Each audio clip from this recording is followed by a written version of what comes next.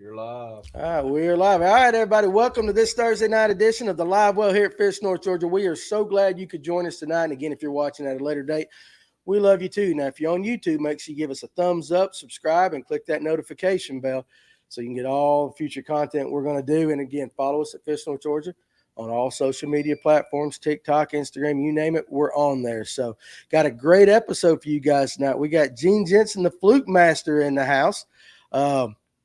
Hell, if you don't know him, you ought to, and that's your own problem if you don't know him just yet. But we're gonna have some good conversations. We're gonna pick his brain, try to squeeze some juice from him. But before we get started, as always, let's shout out our sponsors. You got Sonar Pros, Trent, and the guys over there coming in their new facility, the absolute best in the business. It's where the pros take their boats. So if you got sonar install or any wiring issues, and now they even detail and clean boats. I saw that they just come out there. 770-530-4505 by appointment only. And give them a call. Tell them Fish North Georgia sent you. And then, now listen, Saturday, I got to fish a tournament with this man, Kevin Underwood, with Lipsticker Fishing. You saw it. We put another 20-plus pound bag in the boat. He does that constantly on Lake Lanier, the best trophy spotted bass guide on the lake.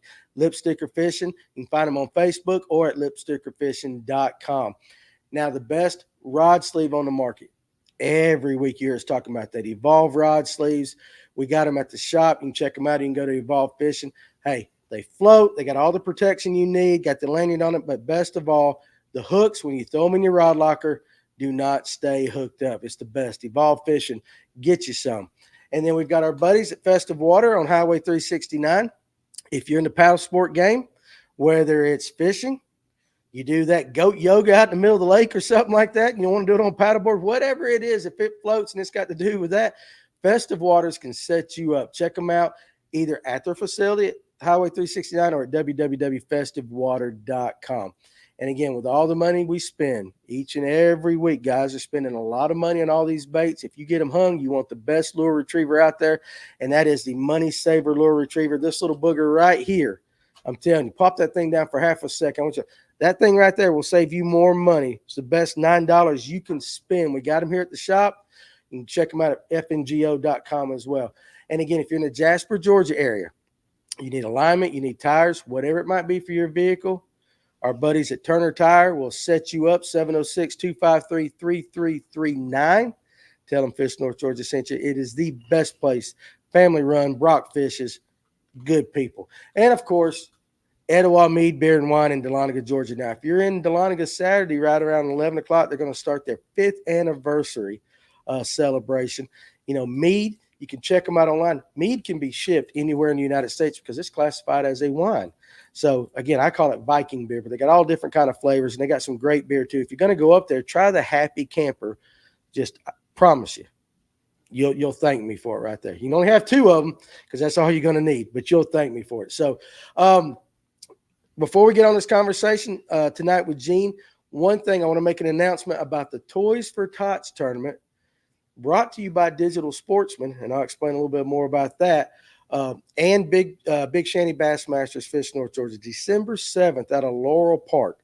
Okay, from here on out till the tournament starts, we're getting ready to do the big push and tell you all about it. A guaranteed $5,000 first place prize. So that ought to draw you guys out the Lake Lanier. And the best thing about it is we're going to be collecting toys for the kids in Hall County. We're going to support the Hall County Toys for Tots.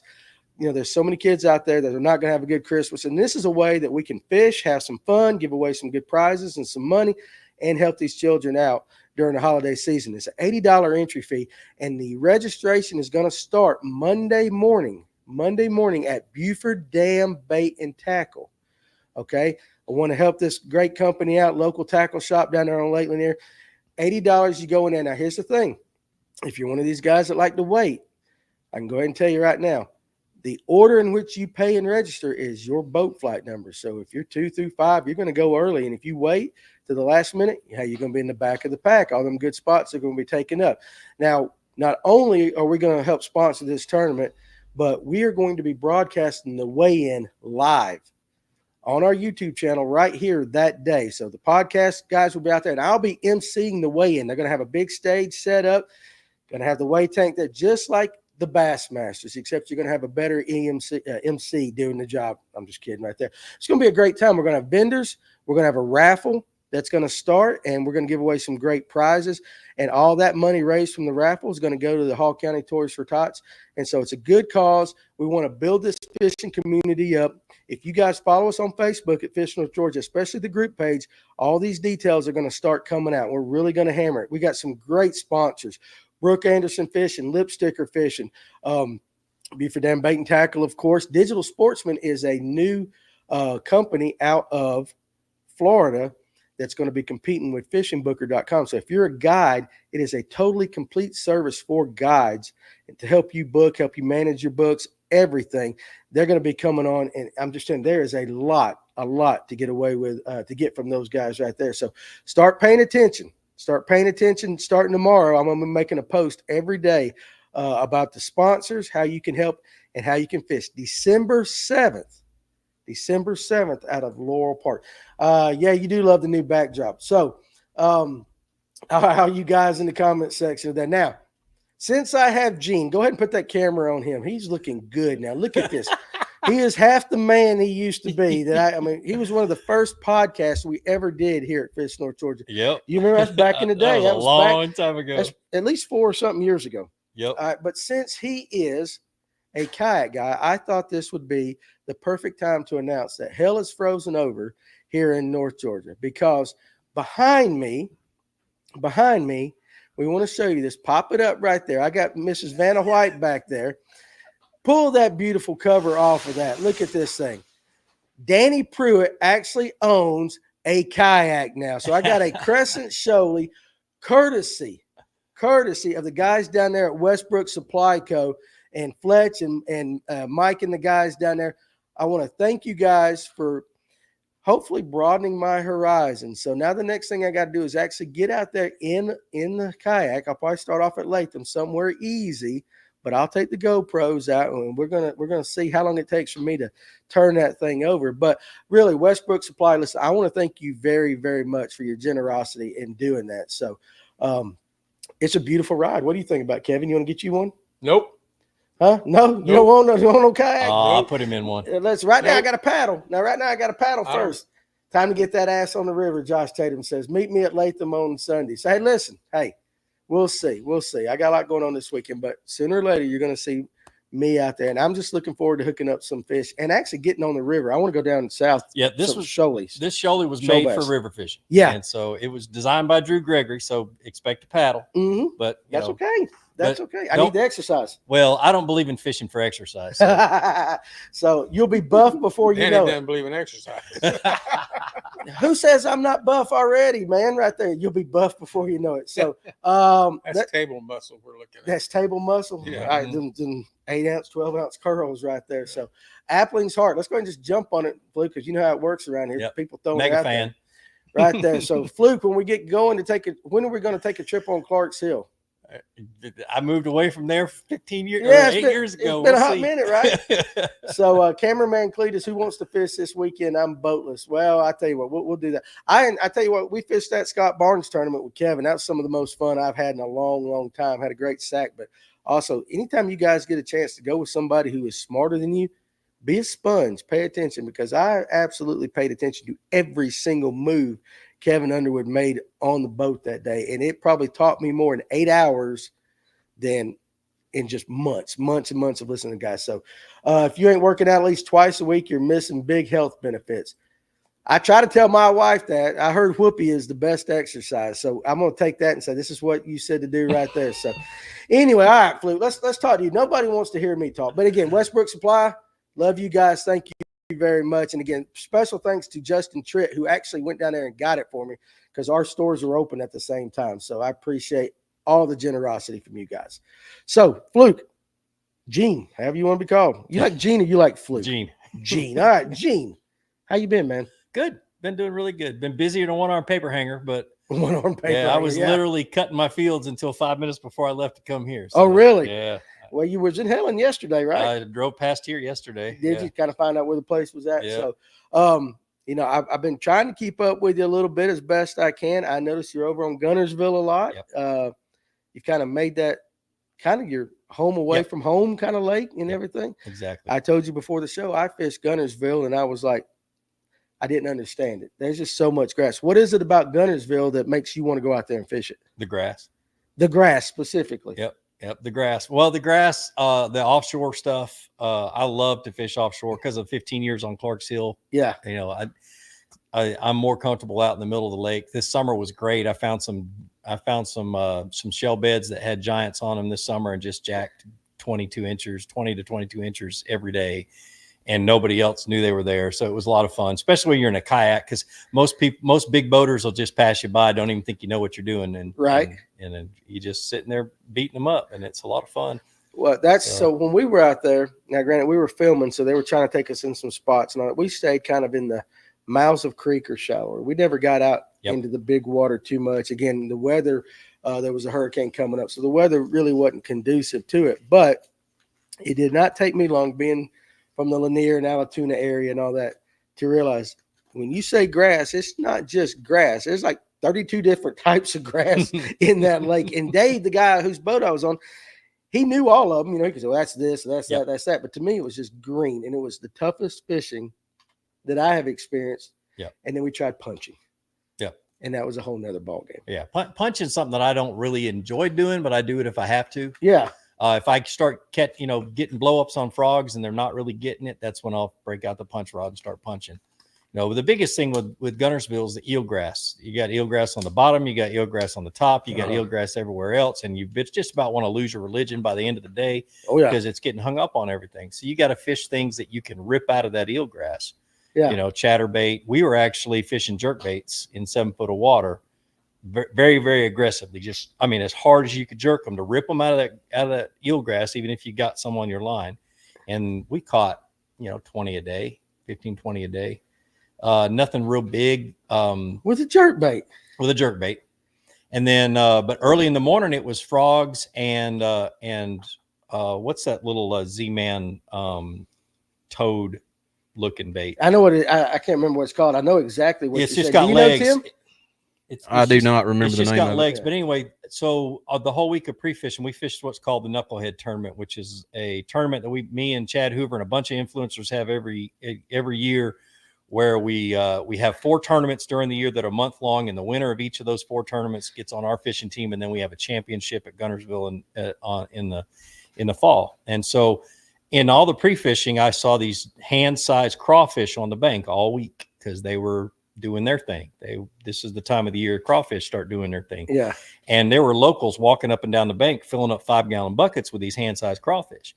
To eat? Yeah, to eat. They're good eating. And so I was like, early in the morning, I'm going to see what I could do. And so we started throwing frogs, and that's when we'd catch the big ones, the 21s and the 22 inchers early in the morning. And then we'd pull out and finish our limit up out in 7 foot of water. So, okay. But it's just about handling that grass and, being able to rip out of it and fish really aggressively. You up your rod, you use braided line, use whatever you can to be able to rip that stuff out of the line, out of the grass. So I hear. So Andy Anderson, shout out to Alan Brooks, and that's Mr. TAA, Turn Anglers Association, who is currently second in the EQ Open at Lake Martin. Paul Marks is in 5th, and Emil is in 28th, pulling for the North Georgia Anglers. Yeah, I found out Alan was fishing today because I was sending him text messages all morning, and he wouldn't answer my ass back. And I'm like, dude, and he finally he's like, fishing, so that's great. And, if Paul and Emil just have good showings, they're going to be fishing the Bassmaster Elites next year. And I think that is absolutely awesome. Like that. I've noticed the tourney videos have slowed, Gina. You focused on something else now. Yeah, I didn't fish very many tournaments this year. Just kind of picked and choose. I fished a couple of the Georgia Bass Nation ones, the kayak ones, and qualified for the championship. And then I've got one fished the Knucklehead, but that's something we're doing every year. Right. And then I chose to fish my only Bassmaster Kayak Series tournament on Caddo Lake next week. I'm leaving tomorrow. Yeah. And so it's just kind of picking and choosing what I fish. The new thing's up. I guess I can go ahead and talk about it. Go ahead. A couple of new things. The new thing that I'm doing now is I will be streaming my tournaments on TikTok. I actually am the very first person to ever put Starlink on a kayak. Those things are awesome. And so I bought the little Starlink Mini, and I'll be streaming pre-fishing and tournament fishing, and probably giving away all my secrets in the process, but I don't care. But that's what you do. Yeah, exactly. And so, so that's something you guys are going to see in the future, streaming just about every day from Gunnersville or whatever lake I'm on, and then my tournaments. I like it. So, I like that. Yep. Now, this is for me. I noticed kind of when we first started doing this podcast, that was right when the kayak thing was really kind of blowing up, it seemed like. Yep.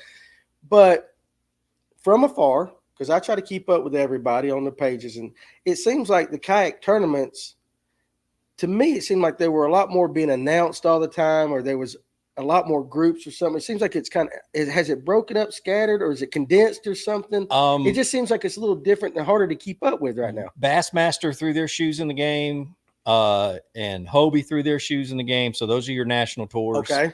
And then Bassmaster has the state, the state champion, or the state clubs or teams, whatever you want to call them.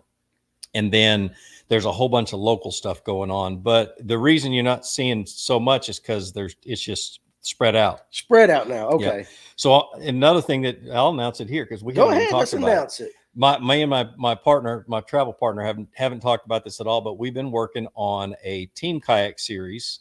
There's one now that has like 5-man teams and it's run like a sports thing. No, this is just pairs. And so starting next year, 1st of March is our first tournament on Hartwell. I hope Michael's not mad at me for announcing this now. I love you, though. So I just want to have a series, a small series that's going to start here in the Southeast the first year, where 2 buddies can get together, share costs, share Airbnbs wherever they want to stay, and then share information during the tournament, and they work together, and they catch a limit, but the pair of them.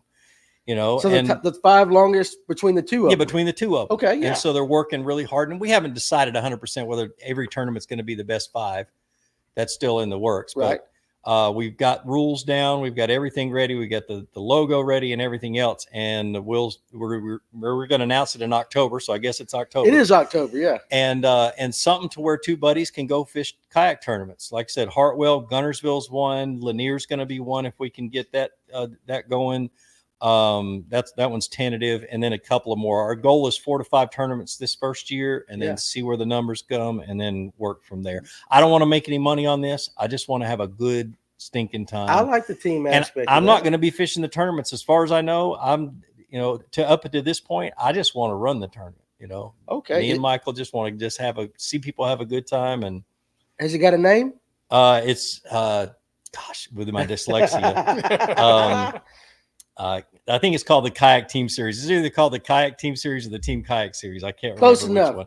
But we'll announce all that in the next couple of weeks. But you heard it here first. Yeah, it's going to be a blast. It really is. So a guy like me could pair up with a pure hammer. Yeah. And just be and we're not going to dictate who you pair up with. I mean, it could be 2 hammers or whatever else. Like I said, it's a whole different dynamic. And it's kind of like the Fishers of Men tournament, where it's a team tournament or whatever. If you want to pair up with your wife, or who cares, just go fishing. I love it. There you go. So good. So again, breaking news: Fish North Georgia. Gene Jensen announced new kayak series.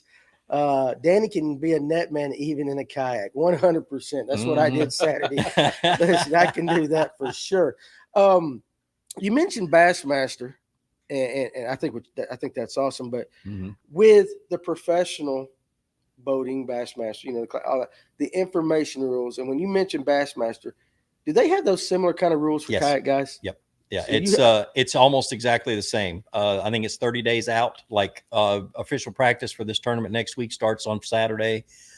They have a Saturday, Sunday prior to, because of those guys who still have full-time jobs. Yeah. And so they can get out and pre-fish. Do you have to take lie detector tests if you win? Lie detector tests. Ooh, this is serious. And so it's the same rules. And then for our team series, we actually adopted the majority of those rules, and they kind of tweaked them. I love the Bassmaster rules, so we tweaked them to fit the format. But it's pretty much the Bassmaster rules for pairs. I love that. Surf Dad wants to know: will all the info be on your site? It will be on a different site we're working on. So it's going to have its own individual site. It's either going to have its own Facebook page or its own site, but we're working on a site that may or may not be ready by the time we get ready. So just out of curiosity, Southeast Georgia kayak bass fishing. Hey, Gene and Danny. Well, hello. I got to remember. I see names and I always forget. Sometimes I compare the face and who I'm talking to. Oh, so and the next question is going to pop up. It's going to be Tourney X is what we'll be scoring it on. Tourney X, I know okay. it's going to pop up. Yeah, for sure. Let's see. Scratch Fishing. Love Gene. Literally taught me how to fish through his YouTube videos. Thanks for everything, Gene. Teaching the world to fish. Wasn't that your slogan, or is that still your slogan? Dude, it still is, because Am I close? it's Did I so get true. Teaching the world to fish. Teaching the world to fish. It's so true, and it's been my motivator for years. So yeah. I can remember. This is funny because Josh was the one. We just had started the podcast, and we selfishly started the podcast because we didn't know anything. All these new electric only lessons. So we started the podcast to get guys that knew what they were talking about, so we could learn. And I still remember him going, "Hey, I got the Flukemaster," and I'm like, "Who?" He goes, "The Flukemaster. You got to go watch his videos on." So that's the first time I'd watched any of your videos. I wasn't big on YouTube back then and all that, but you literally have hundreds and hundreds of how-to videos throughout the years and all that. Is it hard to come up with new content, or do you find yourself going back and just redoing old content better? It's hard to get excited about old content. Yeah. And so I know I need to redo a bunch of it, but there's so much happening in new baits and new techniques and old techniques with new baits and this kind of stuff that I'm still trying to educate myself about that. And it's happening so fast that it's overwhelming. Forward facing sonar and all that other stuff. I'm just like, how am I going to teach everything that's popping out? So I literally, my son and I actually sat down today and we said, we're going to pinpoint the X, videos Y, and Z, stop seeing it as a huge wave and see it as just little drops and make videos about those little drops. Yeah. You almost have to now. Yeah. It's crazy. And let's see, there's Lipsticker. What's up, dudes? Hey, Net Man. Hey, you ain't kidding. Don't lie about that. I took pride in netting your fish. Hey, a good net man is worth his weight. See, when you fish a tournament, it is a team tournament. It's a team, right? Right. Kevin caught the fish. I netted the fish, and we split the check at the end of the day. You can't get no better than that. But the best thing is I learned. I didn't teach him nothing about netting fish. I learned it all right there. So looking sharp, Gene from Chandler Hunt. Now, he does look good. He does. He still got that same. That ain't the same Georgia hat since the last time. No, actually, I had to buy this one in Helen because I left mine at home, and I got out and it was sunny. I'm like, crap, I got to buy a hat. Yeah. So David Weaver, is that a Crescent show? He says Smalley in the back. It's a Crescent Shoaly that was graciously given to me by Westbrook Supply Co. So Lipsticker, I've seen some of the Flukemaster videos. Awesome. That's high praise because that man knows how to fish. So cameraman Cletus, if I had a net man on Alatuna, we would have won. My bad. He wanted me to fish a tournament on Alatuna with him the Saturday night before my son got married. Yep. He was Sunday morning and my son got married Saturday night. And it's just I couldn't do all of it. You know they call me the net ninja, right? No, and why do they call you the net ninja? All right, I'm tooting my own horn here. Toot your horn. So I have the Yak Attack leverage landing net, and I hated netting fish in a kayak because the net always got in the way from where you stored it and stuff like that.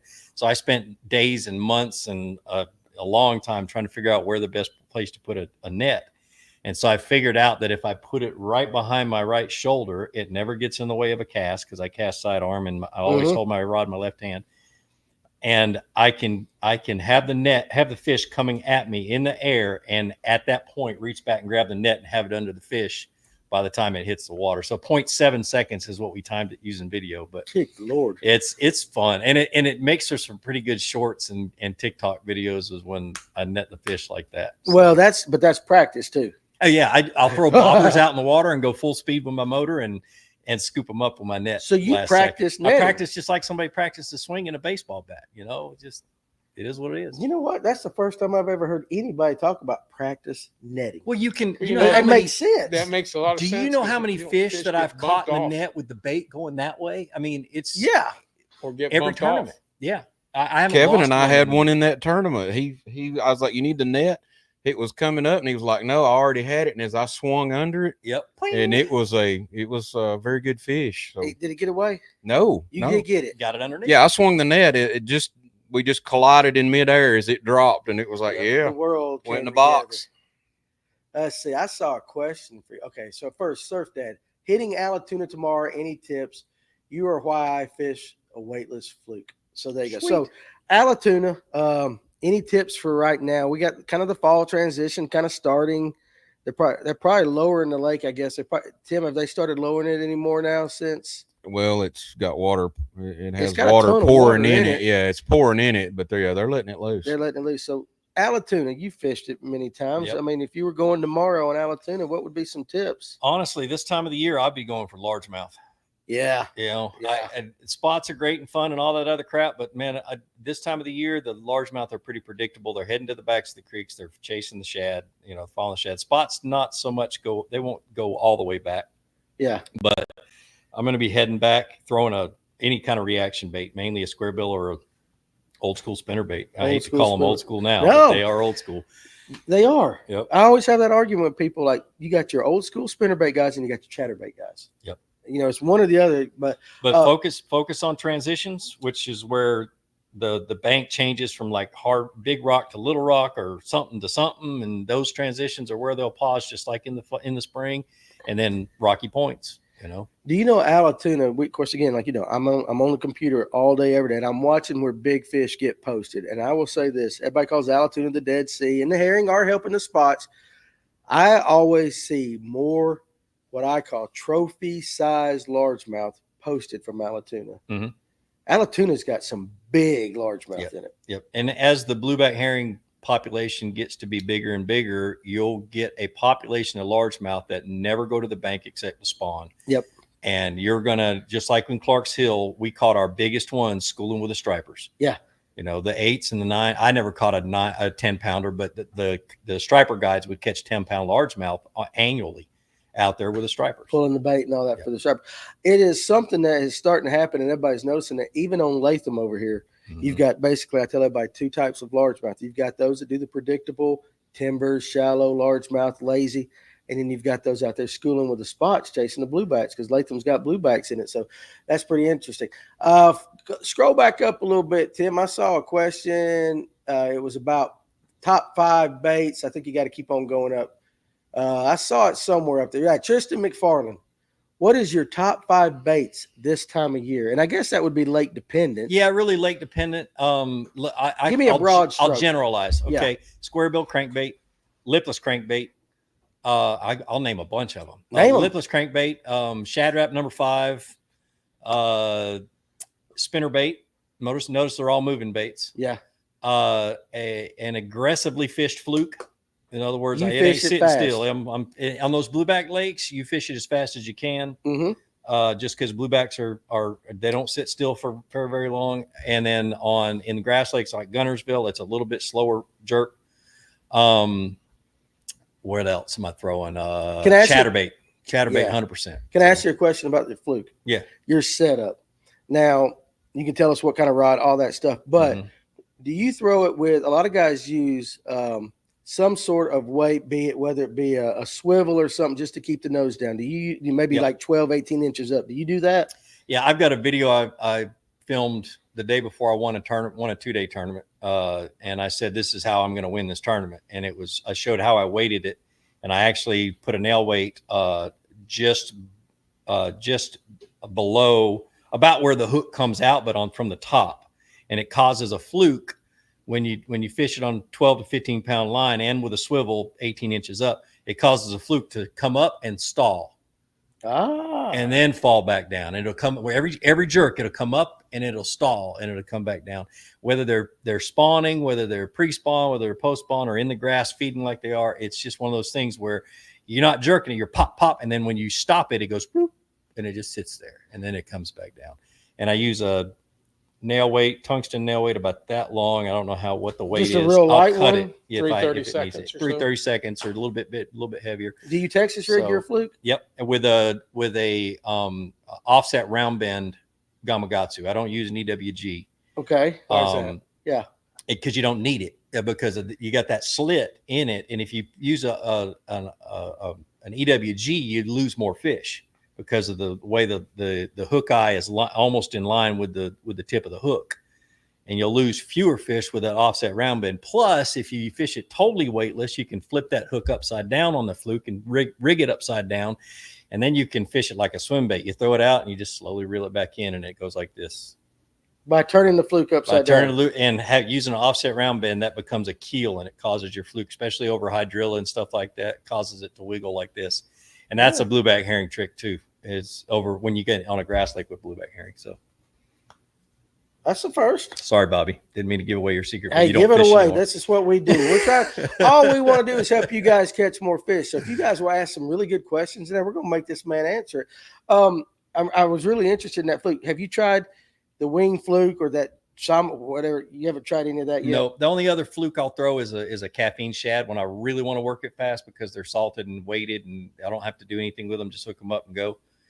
And when I'm really need to fish something fast, I'll switch over to that. So did you get, I got to ask this, do you get more questions about flukes just because you're called the Flukemaster? Yeah. But I've also put in the homework. You have, but I was just like, do you ever just get tired of somebody coming up and say, how do you tie that fluke? Or, No. I was just wondering because I'd be like, damn, I fish other stuff. What I hope is that when people see the little nuances of a fluke, they can also try to figure out the nuances of other baits themselves. Because there are so many things that you could do to just your average everyday bait to make it do something a little bit different. That's just you ever nose hook them? What? You ever nose hook a fluke? I know like Jimbo does. No, but I do it to a Cinco. I'll nose hook a Cinco, or I'll put one of those little hitchhikers in it and do a Cinco. That was the original way that Gary Yamamoto was going to fish it. Really? Yeah, it was with a little either nose hook it, or that was what it was originally designed to fish with. I like, and man, if you give me a Cinco, I'm gonna wacky rig that joker. I'd rather. You don't like the wacky rig? I'd rather watch paint dry. Really? Oh my God! I love it. Well, this is interesting. Let's have an argument right here. I get beat. Gene is wrong. I get beat down by the wacky rig, and I will throw a wacky rig, but I would rather throw other things before I have to. But I have confidence in it. Yeah. But I have confidence in it weightless. You put a weighted, I don't have any confidence. It's got to be weightless, skipped under a dock or something. But I will in the wintertime throw it over a 40-foot brush pile and just sit there and eat a sandwich. I got all day. It'll get down there eventually. And it's just like, you got that spot looking at like, well, that's a dumb one. And he'll just nail it, like that. But teach his own. Gene, what's your go-to bait technique for specifically targeting trophy class largemouth? So this is not, although Mike Buca is one of my best friends, and has been for many, many, long before he made swim baits.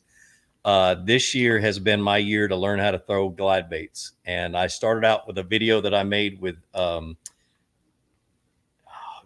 Neary. Oh, Austin. And so I made a video with him because I didn't know glide baits, but I really wanted to learn them. So I went up there and he showed me how he fishes, jerks glide baits. And so I took that, and this year I bet I've caught over 75 fish over 22 inches on a trick shad. Give me for us boat guys, I guess. What's that weight wise? 22. 22 inches, 6, 7 pounds. Okay. All right. There you go. And now let me qualify that. It's on Rocky. Yeah. And I'm scoping every one of them. Yeah. But early this season, I found the school of gizzard shad that were spawning, and there were wolf packs of giants outside that school, and I was just fan casting, and it was in front of the campground, and there were the campers after the second day of catching giants. They'd see me pull up, and they'd pull their lawn chairs out and set it up on the bank and just watch me jack them. Rocky is just a different beast, is it not? It is. You have to spend time out there for it. You do, and it can humble you. It will, but it's got some great bass in it. It's got some good walleye in it too. Yeah, it is. It's got some good. But you mentioned gizzard shad. That's the one thing I notice of all the things about Rocky Mountain is the amount and size of gizzard shad. And they fertilize it. They've got a new biologist that I haven't met yet, so I'm not going to say any bad things about him. Okay. He's just different, and we had a really good biologist before, and I was really good. It's really well fertilized lately. They fertilize the snot out of it. Yeah, very well fertilized. They test it every other day, I think, and he sends the technicians out. I see them out all the time testing the water, and they will fertilize it. But that's why the bait fish are healthy, and that's why the bass are healthy. So I'm not going to complain. No, don't complain. We got in trouble last time we was at Rocky. I believe it. Because we had an electric only tournament out there.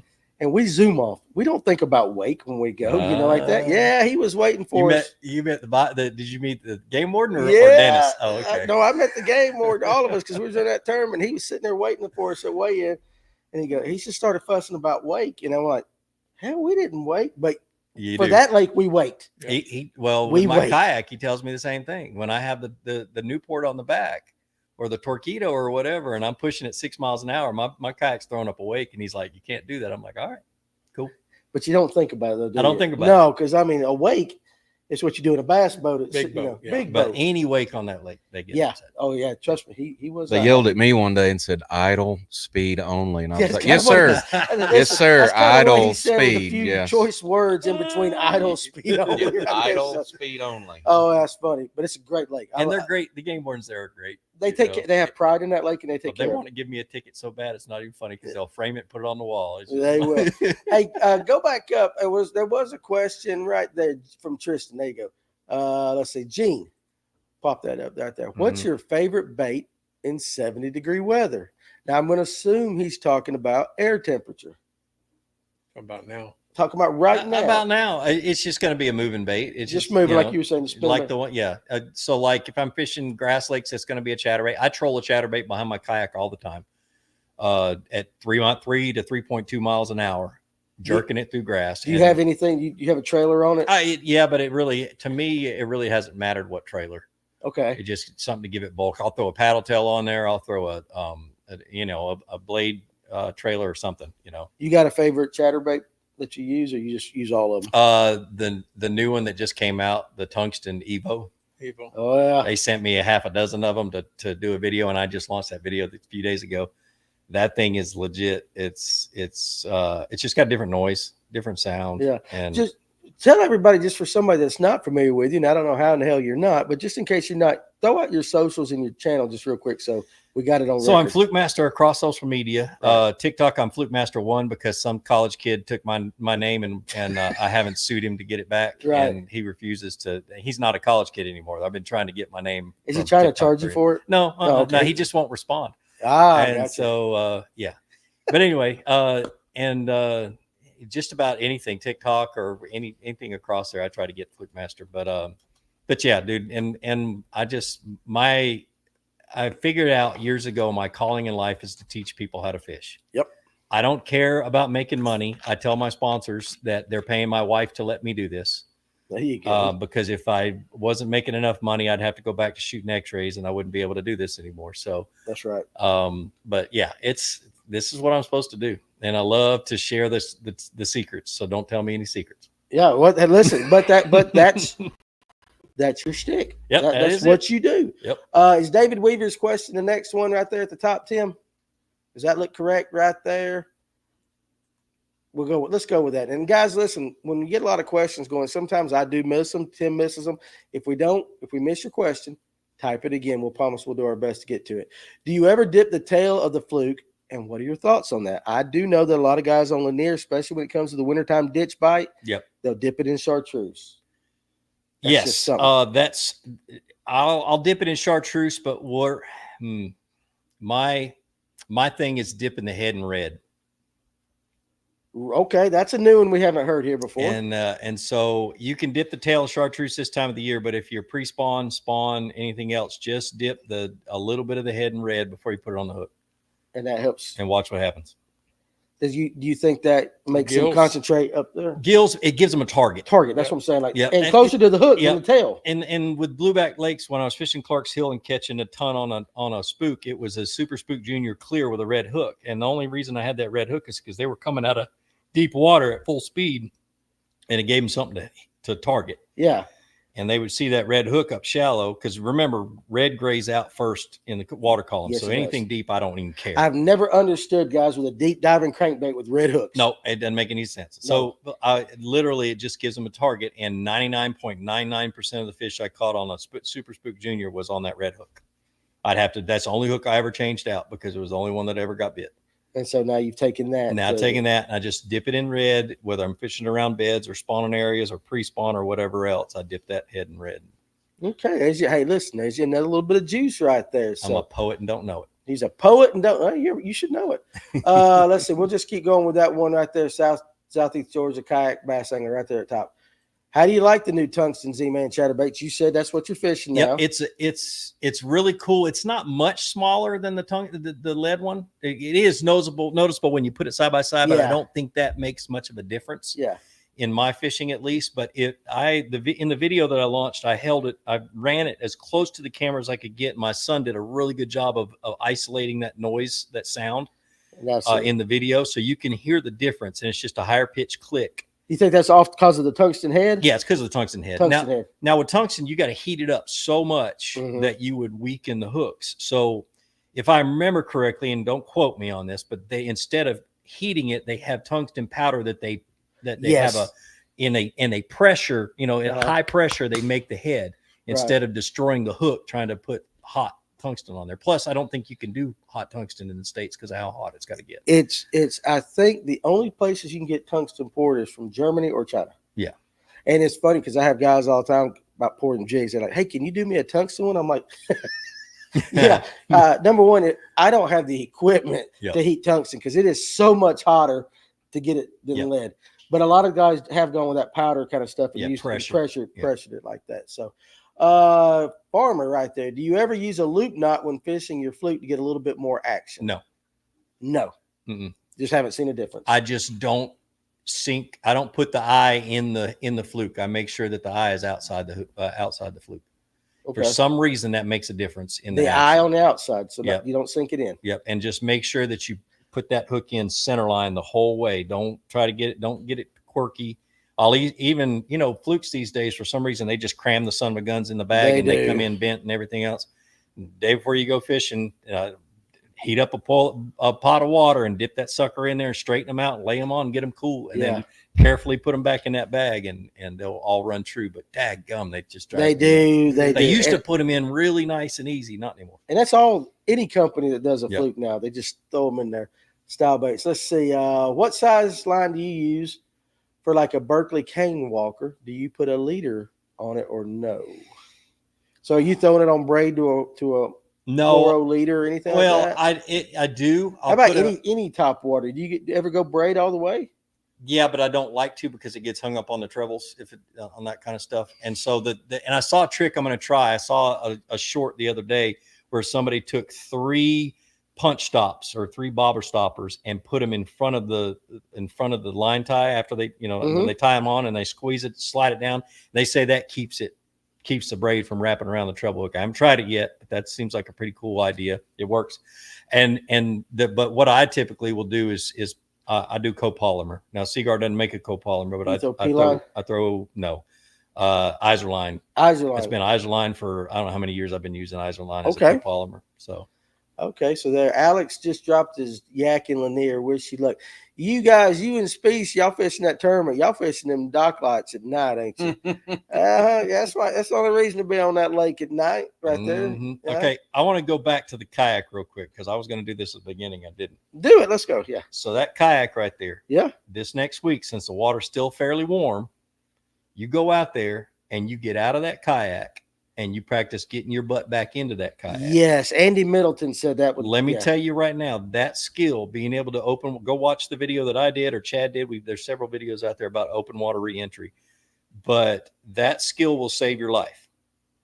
What is the best way to do it? I know watching the videos I'm gonna explain it very simply. Absolutely. The goal is to get your belly over the gunnel before your whole body weight gets on the kayak. So you're basically, it's a push up, reach across, grab the other side and get your belly over the gunnel and lay down and then flip over. And then when you flip over, your butt should land in the deck of the boat and then scoot your way up onto the seat.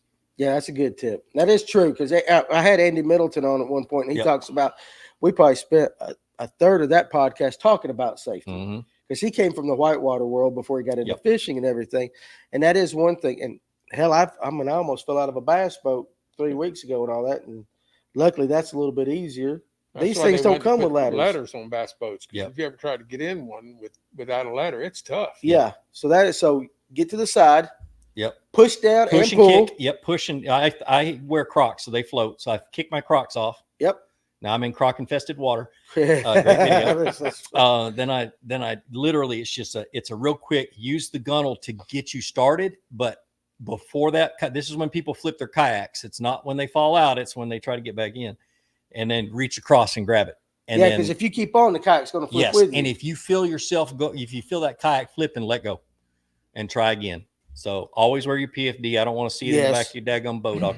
I'm the first person. I don't care if I know you or not. I'm gonna go to you and say, put your PFD on. Yeah, no, that's I that know too should many be a people who given. have died doing Yeah. that. Not wearing it. So. Should be a given. I promise you, if I get in it, I'll have one on. Mm-hmm. Even though fat boys float, I will do that. So let's see. Good point. I'm glad you brought that up because safety's always. It doesn't matter what you're fishing. Yep. What you're in, safety's always. Well, I had to jump out and get a trick shad the other day. It got stuck in one of those fishing tractors and 8 feet deep, and my butt went in the water, and I swam down and got it. Them things are expensive. You got to do that. I don't blame you right there. Let's see. The punch stop works great for prop baits too. So yeah, that makes sense. Yeah, yep. that works. Let's see. Scroll on down there to the next question we can find right there. I thought I saw some. Oh yeah, Surf Dad. Yeah. And guys, listen, here in about 15 minutes, we're going to do Kevin's Impossible Question of the Week. And tonight we're going to give away an HP. Now, this is a custom painted Sebile bait. And this is the mold that the original Sebile, I'm not saying it's the original Sebile itself, but the mold of the original Sebile, not the Magic Swimmer that Berkeley has. And it's a great bait too. But he takes these, and this is the rainbow pattern. It's pretty awesome. I've sold quite a few of these. For the question that if you're the first one to answer, you're going to get that tonight. So Surf Dad, Colorado blade or willow for the spinner bait right now. And he also said something earlier. You don't have to scroll back up about, you said old style spinner baits. What is really an old style spinner bait? So maybe you can answer that. So light wire. Yeah. A number 5 willow with a number, I can't remember what size Colorado I throw on mine. The smaller one anyway, with a either a copper or a gold Colorado up front, and that's all I'm throwing. Okay, so you don't go like double nickel. You like to have that little change in I there. like a little change. I like a little bit of thump. When would you use a pure Colorado? Just a straight, like in the wintertime, like we do on Lanier when we dirty water. Like if I'm fishing Caddo this next week, I'm gonna have a black one tied on with a Colorado just because of the watercolor. Right. Single or double? Single. That's a big old single. Yeah, one. single. You want that big as down. I can get. Yeah. Yep. Do you find that you do a lot of night fishing? No, not anymore. Not since I stopped fishing the Jackson tournaments. The Jackson tournaments. Mm-hmm. Just a question, just as for me, do you feel like color matters that much at night? A lot of guys throw black spinner baits, and then you've got that group of people that say, hey, the fish don't change color, they'll throw white. Yeah, I'll throw whatever because it's a silhouette. You want to get above them.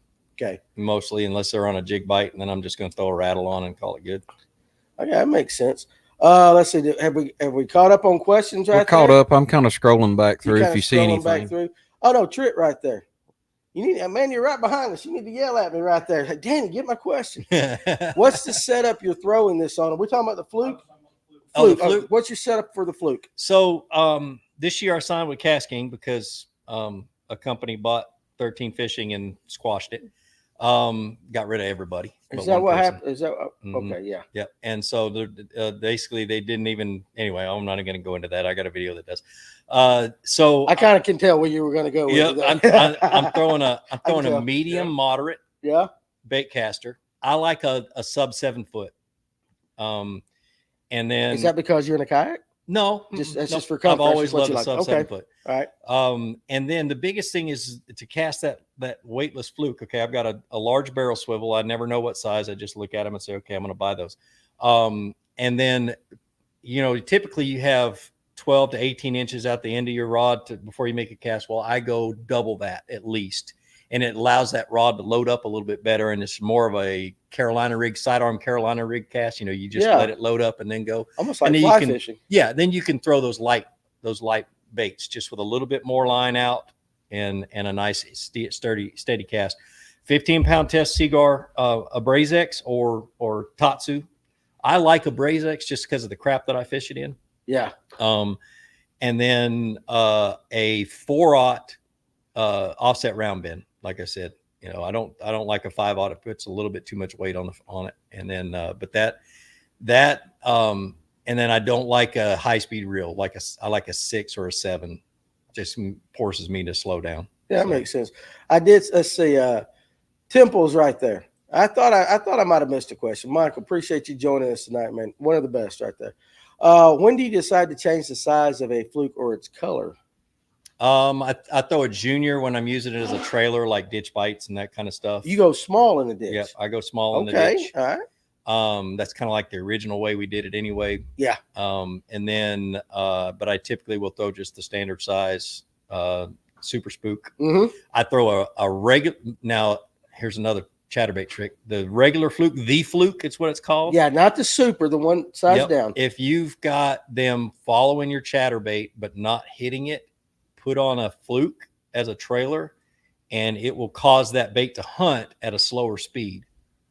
Slow it down a little bit. And back when it was the original chatterbait, that's what we did at Varner during Varner's great days. Yeah. To get it to jerk under slower speeds. And so those are the 3 different flukes that I throw in the color is always going to be white for me if I'm just throwing it weightless. Okay. White ice or white.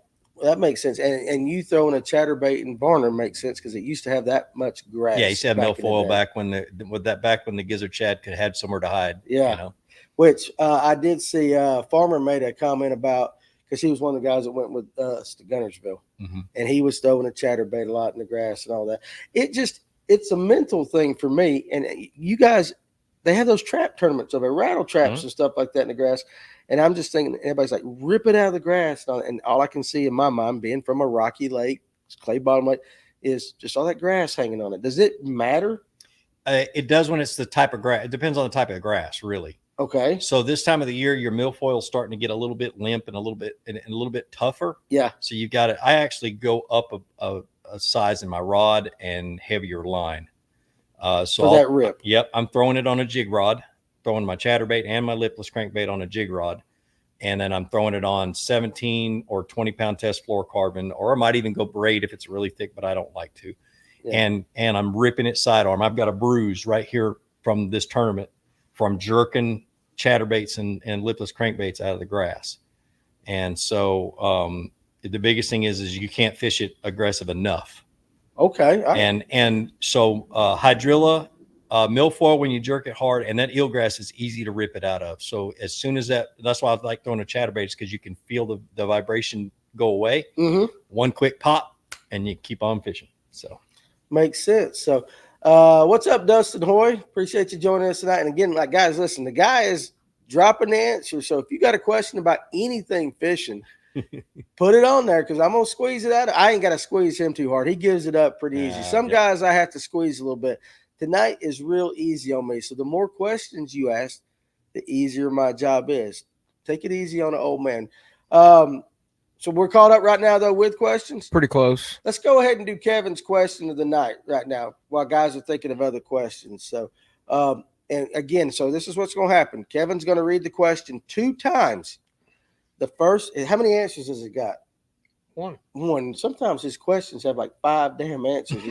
This is the one we're not sure if we've done it before. Oh, okay. Yeah, I don't think we've done it. And if we have, these guys have forgotten it. So the first person, they forgot it. The first person in the comments section that answers, Tim and Kevin are going to be watching it. You get the HP custom painted swim bait, Seville style swim bait. And then once he asks the question twice, then Gene and I are going to continue with our conversation. So you ready in there, Tim? Hey, stick. I've got Tony. I'm gonna let him look at the question on my phone. Hey, get the man. Around here, you gotta go. Hey, bartender. Joe Boo needs a refill. Hey, real quick before he reads the question, stick Tony's face in front of the camera. So, guys, you're gonna start noticing. Look at that. You get in that ugly mug right there. There it is. Come on in. What you guys are gonna start noticing over the next couple of weeks is I'm gonna have a dedicated Tuesday night crew. And then Tony is going to fill in because maybe every other week as running our board, because Tim is a great public servant doing his policing work in the great town of Cedartown. Right there. I get to hear all the great stories. So we're trying to bring some new faces in here. I thought that was a Jack Link's commercial when I saw it. Jack Link's right there? Yeah. Yeah, Sasquatch. Listen, in Marble Hill, you never know what in the hell is going to show up at Fish North Georgia. But Tony, I appreciate you. He's here tonight learning. He's training tonight. We threw Alex Purrs to the fire the other night, and he did a fantastic job. And so anyway, I just wanted to, because your daughter might be watching, I wanted to get your ugly mug on there so she could see it. So you got proof you were here. in case the wife didn't believe it as well. You were at Fish North Georgia. We can verify. He's been in the studio back here with me the whole time. That's right. Hey, your wife got Life 360 on you there, Tony? No? Hey, mine does. And the bad thing about it, she'll call me up, where you at? I'm like, hell, open your phone. It's right there. You know everywhere I'm at. All right, so we're going to start off with Scratch Fishing's question right after we do the question. So you see that in Tim? Gotcha. Go ahead. It's just we're going to start with him. So put it right there. Yeah, okay. All right, go ahead. Question of the week for the HP custom baited swim bait. Okay. What is one of the things the United Fruit Company is known for? I'll read it again. What is one of the things the United Fruit Company is known for? The United Fruit Company. What is one? What happens if there's like more than one thing? Well, we only know one thing. You got one answer. It's got to be that answer. It's got to be that answer. All right, so there you go. So hey, it's hard thinking up these things. It is tough. I'm making them up.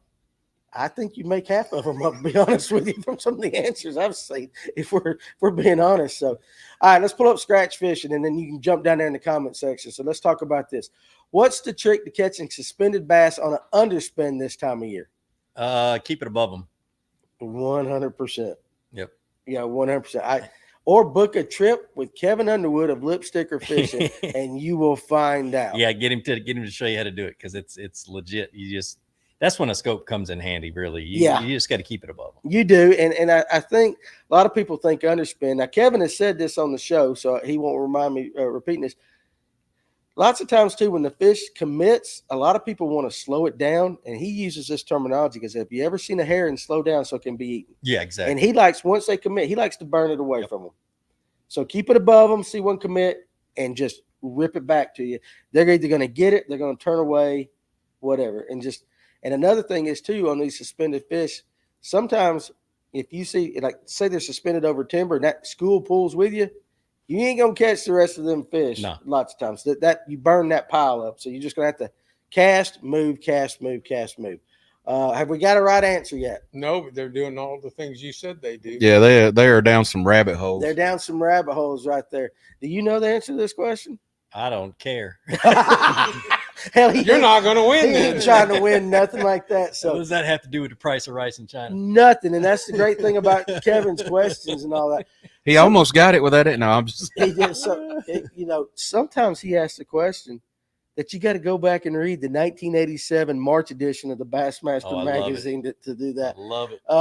Suspended fish are the bane of my existence. And that's a thing, though, that with forward-facing sonar, and it's become very prevalent in the kayak world. I've seen some guys come up with some jam-up. You can drop a lot of money on a kayak. Yes, I have. Yes, I know you have. So you can drop a lot of money. I'm usually at the forefront of that crap. You are, yeah, with some news coming out like that. Let me ask you this. How has forward-facing sonar changed the way that Gene Jensen fishes? I have learned so much about what they do and how they do it. Mm-hmm. The thing is that I use it. I don't use it like everybody else uses it. Some most of the time. Now, there are times where I'm like, dude, there's one I got to go try to catch it. Yeah. But especially when I'm throwing these trick shads and stuff like that, I want to make sure I'm going to run it past a brush pile without getting hung up, or I'm going swimming. Yeah. And the reason I went swimming the other day is because I was on the phone, not paying attention when I was doing, and got it hung in the top of one of those fish attractors on Rocky, and went down and got it. But anyway, so but the biggest thing is I've learned about the percentage of bass that just suspend all the time. Now, I've known on the East Lake that they suspend more than anywhere else, any of the other two lakes on Rocky, and they just, because there's not a whole lot of shallow stuff, and it depends on the thermocline and everything else. But just watching how they commit and how they don't commit and why and things that I can do, I now can shut it off and go out. Once I know the depth, I can go out, I can fan cast, and I can catch them suspended. So it just kind of helps you target the water column and the way you want to fish. Yep. We talk about gizzard shad on Rocky. One of the things when you're on Lake Lanier that I've heard a lot of guys talk about before move, how to recognize threadfin. As far as gizzard shad specifically, is there something that can be seen on forward-facing sonar as far as maybe the way they act that you've learned? Just as far as the bait goes. Just being able to identify them? Or how they act, how they move, I kind of see it as a halfway between a threadfin and blueback herring, as in speed and activity and that kind of stuff. Right. Plus, they tend to scatter out on the bottom more. Okay. Then, when you got a school of them that's shallow, but they want to be a little bit deeper, but they're going over top of something, they'll spread out a little bit and they'll get flat on the bottom, and they'll just kind of work their way along the bottom. And that's when I'm slow rolling a chatterbait, that kind of stuff. I got that. Anybody correct yet? Uh-uh. No, but some of their guesses are impressive. Scratch Fishing says they sponsor a bass tournament. They may, but that's not the answer. Hey, listen, again, don't get mad at me. It's Kevin's question. We let him have free range. What is the best fishing kayak for someone upgrading from a Pelican 100? So, Pelican, is that more of the Academy? That's the Walmart stuff. The Walmart stuff. Yep. That's the orange Armada. Yeah, during COVID, we could tell them coming. Yep. Everybody went to Walmart and got that orange one. Yeah, and I always Kevin, look at that one. Buy one that you can. Are you looking at Carson's? Is he close? He's close enough. He's close You enough. want to go with it? All right, we're going to announce the We'll winner. stop for a second. Yeah, announce the winner. All right, Carson Fowler. The two judges have given you the question of the night correct answer.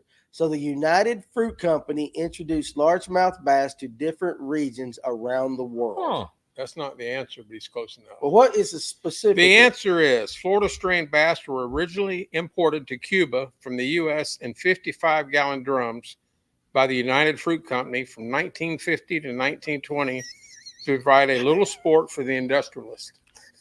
Wow. That's a great fact, but nobody's like, they brought largemouth bass to Cuba. And a But 55-gallon. I'm so disappointed with Clint right now. I'm fixing to delete him out of my phone. I'm done with you, dude. He'd have got it right if we were giving away an evolved rod sleeve. Yeah, he needs another one. But okay, but that's still pretty cool. They introduced it because somebody had to. Only Cuba? No, they did it a lot of places, right? Well, we don't know because it didn't say that in the article that I read. They snuck it just in said everywhere Cuba. else. That's why we said around the world. Yeah. But some of them were doing the Honduras, and that wasn't right. It was Cuba. It was. Oh, somebody was saying, hell, I wasn't even reading the comments. I couldn't. I was talking to Gene, but there you go. So Carson, I think I've got your address again. I think you've won before, so I think I got your info. But send it to me again on Facebook Messenger anyway. When Danny decides to give a real prize away, I've got the one for you. I've got the question. Hell, we tried to give away something one night. No, they just quit answering. Is it one of those questions? Let's give away my kayak. Hell no! I just got the thing. No, I haven't got it yet. They won't get it. I'll sell it to you for $2,000. I'll autograph it. That'll make it worth more. Yeah, let me flip it first. Let me flip it first. Scratch it up first. Look at those answers. They supported terrorists, cocaine. Good Lord. Dang right.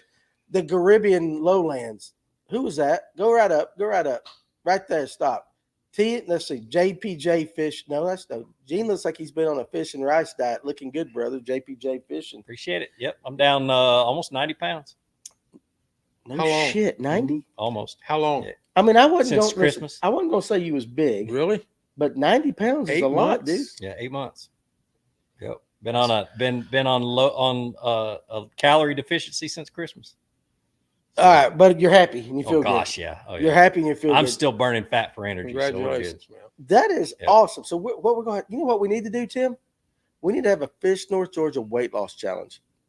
You should have started that 6 months ago. You'd have the best chance of winning. Who? You. Yep. Oh, I would win. Yeah, it all depends on where you start. I would, because I'd set the rules. You have to do it by percentage. You have to do it by percentage. You got to do it by percent. Oh, you calling me fat? I didn't say that. You called me fat. I did not. Yeah, I said that was table muscle a while ago. I still haven't forgotten the question that was asked prior to. Oh, hell yeah. All right, so go ahead. Thanks for bringing us back in, Gene. There's a rabbit hole here. He knows how this show works. What was the question, Gene? It was talking about what's the next kayak after going leaving the Walmart Pelican. Yeah. So I always say get one that you can afford. Yes. Don't break the bank. And if you want the best kayak that you can afford, then get a used one. Yes. Or wait until next year when I give away some of my SS 127s that I no longer use. Okay. But anyway, so get one you can afford, and then put are gradually, and I'm going to say this to you too with your new show, gradually rig it up the way you want to. Don't try to do it all at once according to how Joe Schmo does it. Yeah. Because it's going to be totally different. That makes sense. That makes sense. Yep. That absolutely and makes get yourself a really good paddle. If it's a paddle one, don't get a cheap Walmart paddle. If you've got a cheap Walmart paddle, throw that some gun in the trash and buy a good lightweight paddle because that's your motor. And yeah. So Festive Waters, our great sponsors, got plenty of them right there. Mm-hmm. Go check them out right there. So I like Josh Tatum's comment. Always buy your second kayak first. The best kayak is the one you feel comfortable in. Hit up your local dealer and demo. Yes. Demo. 100%. Tatum is right. 100%. Yeah, that makes sense. We do a demo day every year at Westbrook. Yep. Where we bring 50 kayaks easy, and you can take them out. I bring one that's got a motor on it if you want to mess around with one with an XI3 on the front and so on and so forth. So that makes a lot of sense. Yeah. And I saw, Ken Pruitt, your earlier comment about melons. I just, Ken and Dave. Dave has Dave, been. I see you guys. So, also, and that's another thing too. If you're a first timer to the show, if you pay attention to the comment section, lots of times your answer will get, your question will get answered faster in the comment section that we get to it. So, what was your first kayak? You remember? I'm talking to you, Gene. Mine? Yeah. Gosh, nobody cares what Tim is. Why are you looking at me? I'm busy. I was reading comments and halfway listening. See, you get lost in it. That's what I do.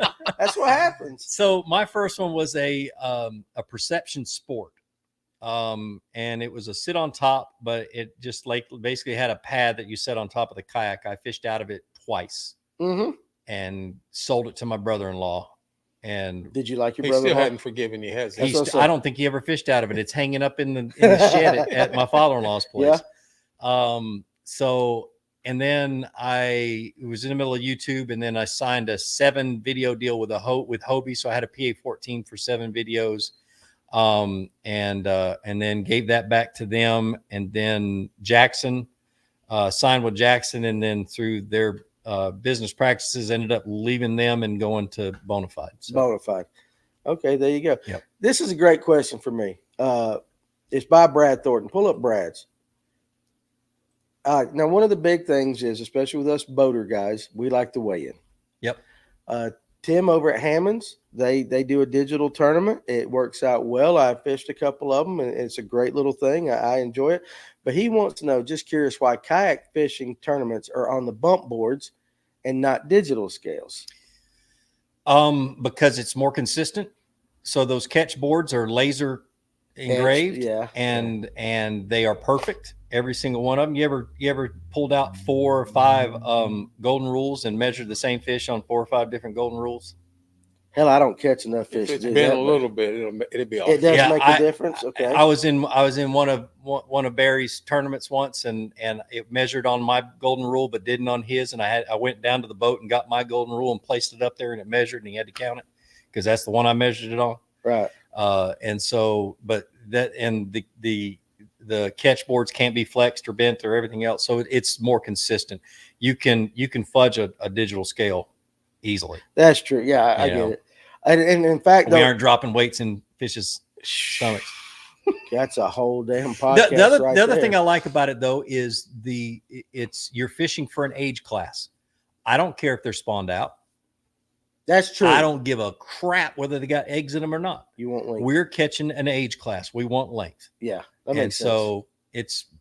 So it kind of evens things out, and you don't have to you don't have to sweat whether you're fishing post spawn or pre spawn or whatever. So that's a good point. Now, what is the best catch board out there? KETCH catch. I thought that was like a general thing, like nope. That's the name. That's the that brand. shows and you my inexperience right there. And that's what most of the kayak tournaments, that's the one that they approved the most. Now, Yak Attack just came out with one that's really nice, and it floats. You don't really have to tether it if you don't want to, and that kind of stuff. And it's got a lot of really cool features, and it's also very, very precise. Yeah. And so that's the biggest thing. That makes sense. Now, Ken Pruitt, I know Ken. He's, let's just say, pleasantly plump like me, and I know he's probably kind of a joke asking for a friend. But seriously, are there any weight limits on kayaks? Well, let's just say this one behind me. What will it hold up to, weight-wise? to be comfortable fish without being dangerous? So I'm not going to get into what the company does and whether they do it for, give me a broad there's different ways. Yeah. So my thought is most of the weights is how much weight you can put in the kayak before it loses efficiency. Okay. It's not before it sinks or anything else. It's before it starts to slow down and become very difficult to. The PWR that I fish is 575 pounds. Okay, that makes sense. I think that the new XTR from Bonafide is 700 pounds. Of course, it's got a casting deck. You can stand up on a cast on it and cast off of it. This one, I'm going to guess, and if Scott Butcher's watching, Tatum knows. Okay, 400 pounds is what, and so 400 pounds before it loses that efficiency. I'm glad Tatum's on here. So he runs a Crescent. He does, yeah. Let's see, David Weaver. Do you fish a glide bait, and if so, what kind? Trick shad. Yeah, that's what I say. You mentioned this year you've kind of committed to trying to learn to throw those. And to qualify that is me and Buca met in the spring of 2001 at the Bassmasters Classic, or not at the Bass Pro Shops Spring Fishing Classic, whatever they call it. And we've been good friends ever since. And he's a good dude. He used to mail me when he was learning how to make swim baits. He would mail me swim baits that he bought in California or from California, and I would X-ray them and send the X-rays back to him so he didn't have to cut up original Jerry Ragos and that kind of stuff. He wouldn't tell me how much they were worth until he got them back. You would X-ray. And I X-ray them so he could see how they were weighted and when he was learning it. So I was a part of that process of him learning how to make swim baits. Did you ever have a doctor walk in at the hospital? Oh, no. What are you doing? Huh? I work nights. You were not. My daughter is a TICU nurse, and she loves nights. Yeah. She lets people there. Can't do it anymore because it's digital. So yeah. Okay, I got you. So Dustin Hoy, catchboard. Yeah, again, that shows my inexperience. I've got to learn. I'm trying to learn all these fly fishing and trout terminology. I need fly fishing for dummies when these guys come in. I can't talk that. Now I got to learn a whole nother language with the kayaks. So I have bending paddle branches. Bending branches paddles. Bending branches paddle. Yep. Okay. All right.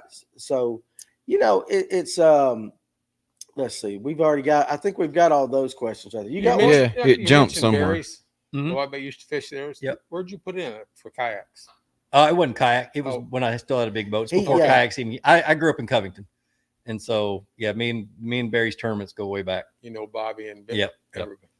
It's been a while, but yeah. Yeah, that's what I don't think a lot of people realize that you actually had an existence fishing before, because you and I've talked about it before kayak, before you became known as the Flukemaster. Yep. You just grew up. I used to fish those tournaments in a 14-foot John boat and the Oconee Wednesday nights, 14-foot John boat with an 8-horse tiller on the back, and I put a deck and a trolling motor up front. And correct me if I'm wrong. I'm trying to go back on memory.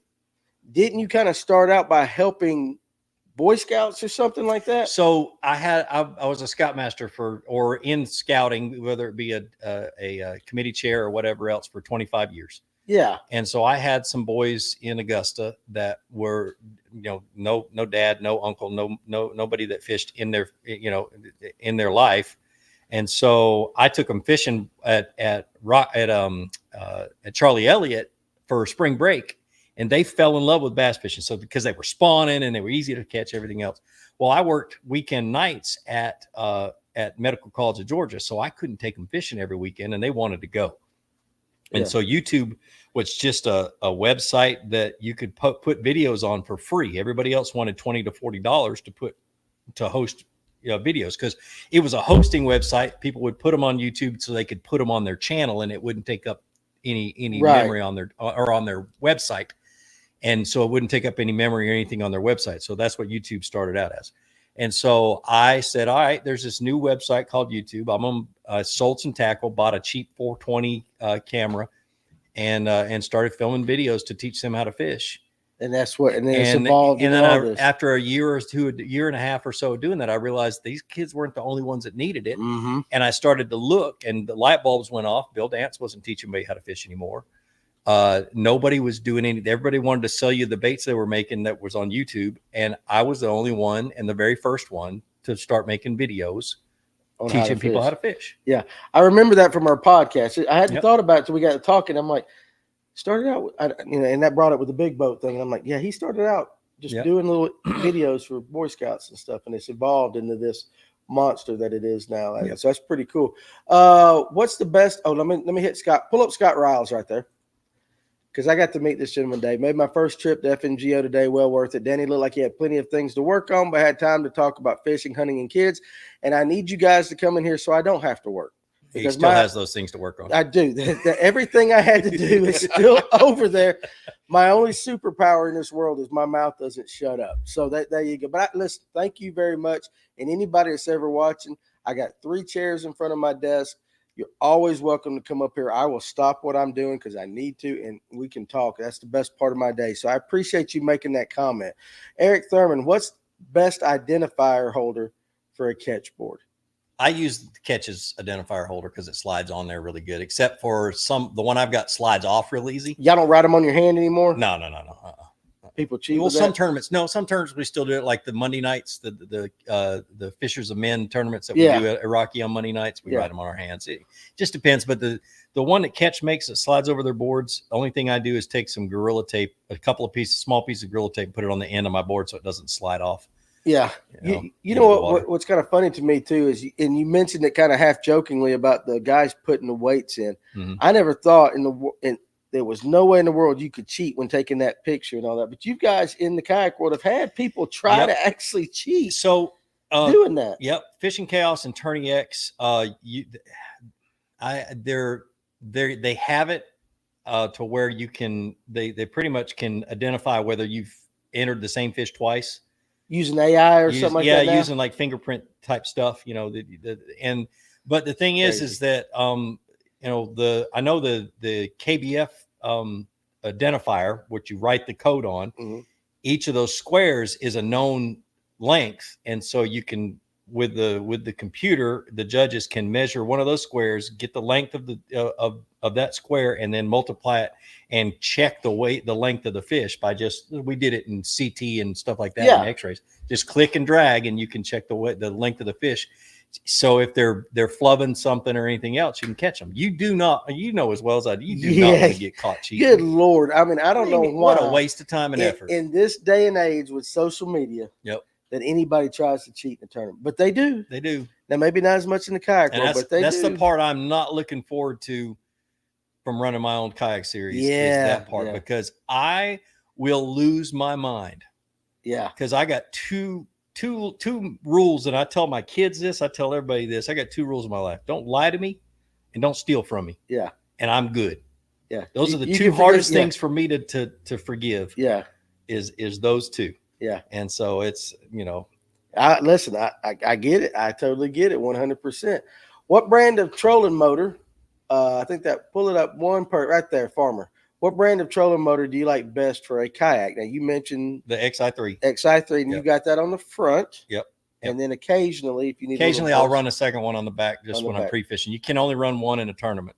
Okay. But I'll put a Torpedo or when I get a Newport, I'll throw a Newport on the back and pre-fish, and it just gives me more range. I got you. And so, but that XI3 Motor Guide saw the need. Right. Saw that we were cutting shafts down and voiding warranties in order to get a shorter shaft. So they basically they started making them in-house, and they would cut them down as small as they could, 36 inches, and you have the XI3. Can you mount just any trolling motor on the front of one of those? You could, but you're going to have it sticking up in the air like a camera mount, Okay. You mentioned something earlier, like you have like a remote. It's remote. It's the remote. Yep. That motor itself is remote. That makes it easy. It does. Of course, hell, I'd lose the remote. What do you do if you lose the remote? I have a second one. Yeah, smart. That's what my wife 2 is 1, 1 is none, right? You're right. So, Fatty Yak, Gene Jens right there. And I know that face. I believe he just signed. I think he just signed with Festive Waters, if I'm not mistaken. What's his name again? Do you know? I can't remember off the top of my head. I saw the post, though. I saw the post. I know your face, but congratulations on that. So, be honest, Dean Bolin Jr. Last time I was up there, he tried to get me to tie some jigs. Listen, if you come up here often enough, I'm going to put you to work. There's no doubt. Ask Farmer. Especially Ron. Yeah, well, Ron.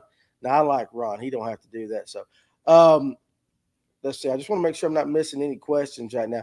Yeah. So Dustin Hoy, he kind of mentioned it at the front, running your own kayak trail local. So it's going to be southeast, a team trail where it's just you and a partner, not like a 5-man team, not that crap that's too complicated. Yeah. You and a buddy, 5 fish limit. First tournament, we know the date and where it is. It's going to be Hartwell on March the 1st. The other ones we're still trying to get that lined up. Yeah. Me and my travel partner have been fishing too many tournaments and not being able to keep up, get that rolling. So Timothy Guy Logan, sorry I'm late. Hopefully I missed all the poop stories. So let's just do this just for you, Timothy. You ever tried to do that? Did he not step into that one? Yeah. Like if you got it, okay. So what's the proper? I'm doing this just for Timothy Logan. If you got to go number 2 in a kayak, how do you do it? So I'll Can't hang off the back. I'll leave a deposit on the bank in a heartbeat. Right? Yeah. So Is that the best way to do it? Just get to the bank. Just if you can, but like in Florida, Okeechobee. Yeah, a lot of these lakes. Now, there was a lake, Little Lake Jackson, a few years ago. True story. I ran to the bank in a tournament. It was one of the KBF tournaments. I'm sitting there with pants around my ankle, and I hear about 20 feet behind me. Was it a gator? Yes, a very big gator on the bank. Yeah, 20 feet behind me, and I'm drop trowel. I'm just like, this is going to be one crappy way to die. Yeah. Oh, here lies Jensen. literally. So. Oh, but when you can't get to the bank, the Bonafide's got this really cool thing. It's called a dry pod, and it's where your fish finder mounts and your transducer mounts to the bottom of it, but it's removable. You got a built-in toilet. So you take that out and lay it up either on the back of your boat or the front of your boat, and you turn around, you hide in some reeds, and you take a dump in the hole. There you go. That's the way to do it. Now, Kevin. And then very easily and carefully back out. Yeah.